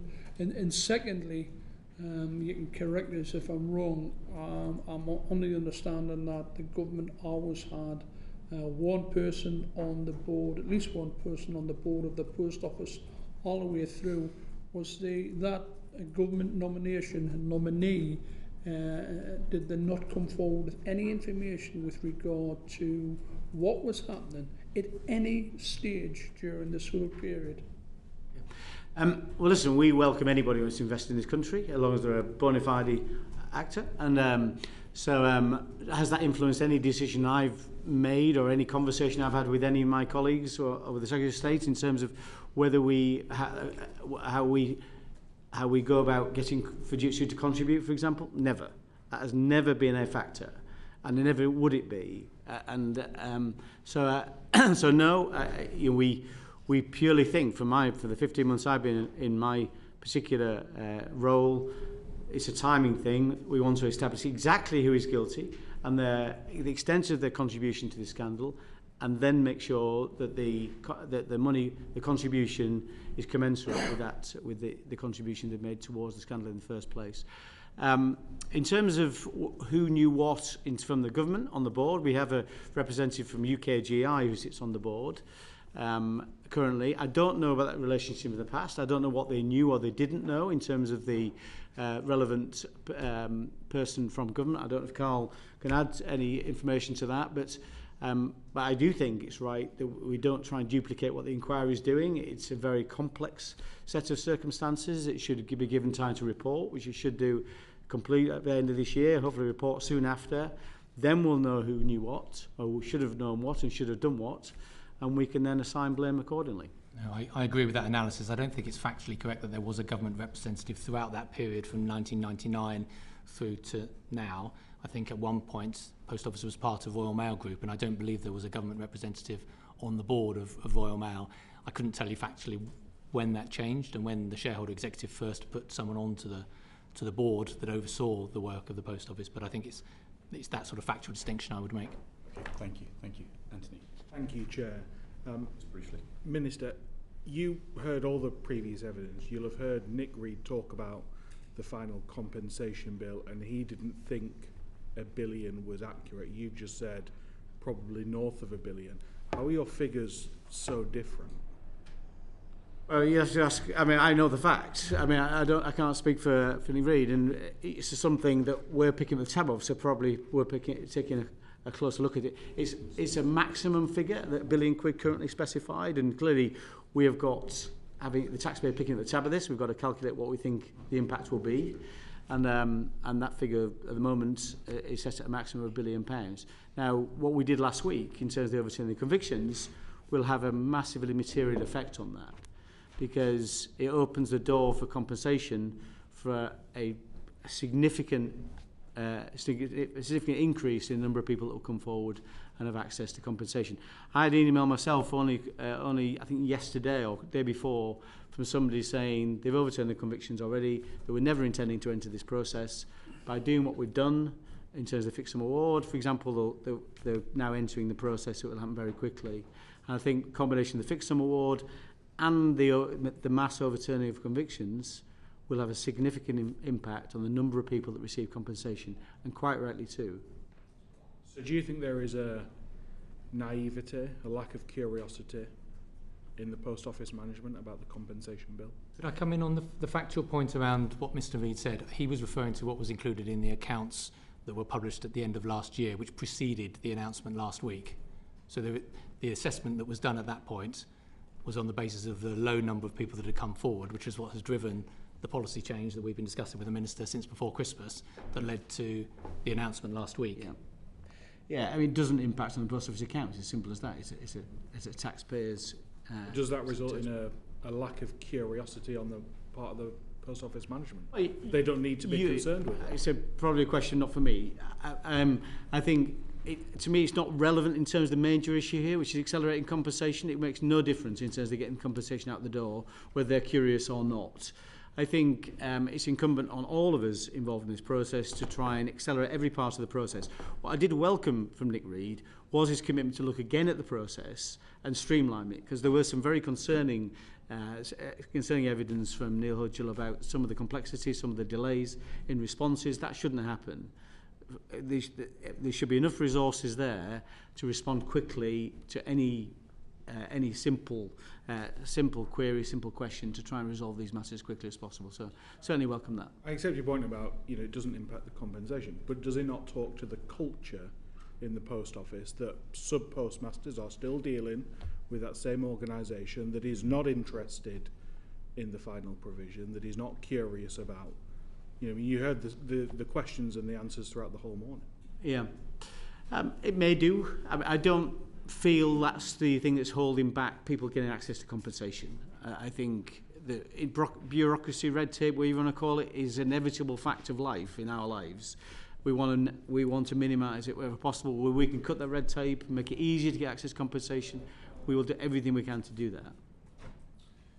Thank you very much. Just a couple of questions to wrap up. You'll have heard Joe Hamilton referring to the £75,000 upfront payment to settle cases as out of touch and wouldn't even cover the interest on what's been stolen from them by the Post Office Limited. What's your response to that? It depends on the level of your claim. I think in something like Joe Hamilton's case, clearly that would be the case, but that isn't what the fixed sum award is all about. It's saying to people with lower value claims, if you've got a claim potentially for £10,000, as somebody may have, £75,000 quite a lot of money for those people, and we'll take them out the queue, because all those people will have to go through a process of compiling and then submitting a claim which is then responded to. All those people can come out the queue.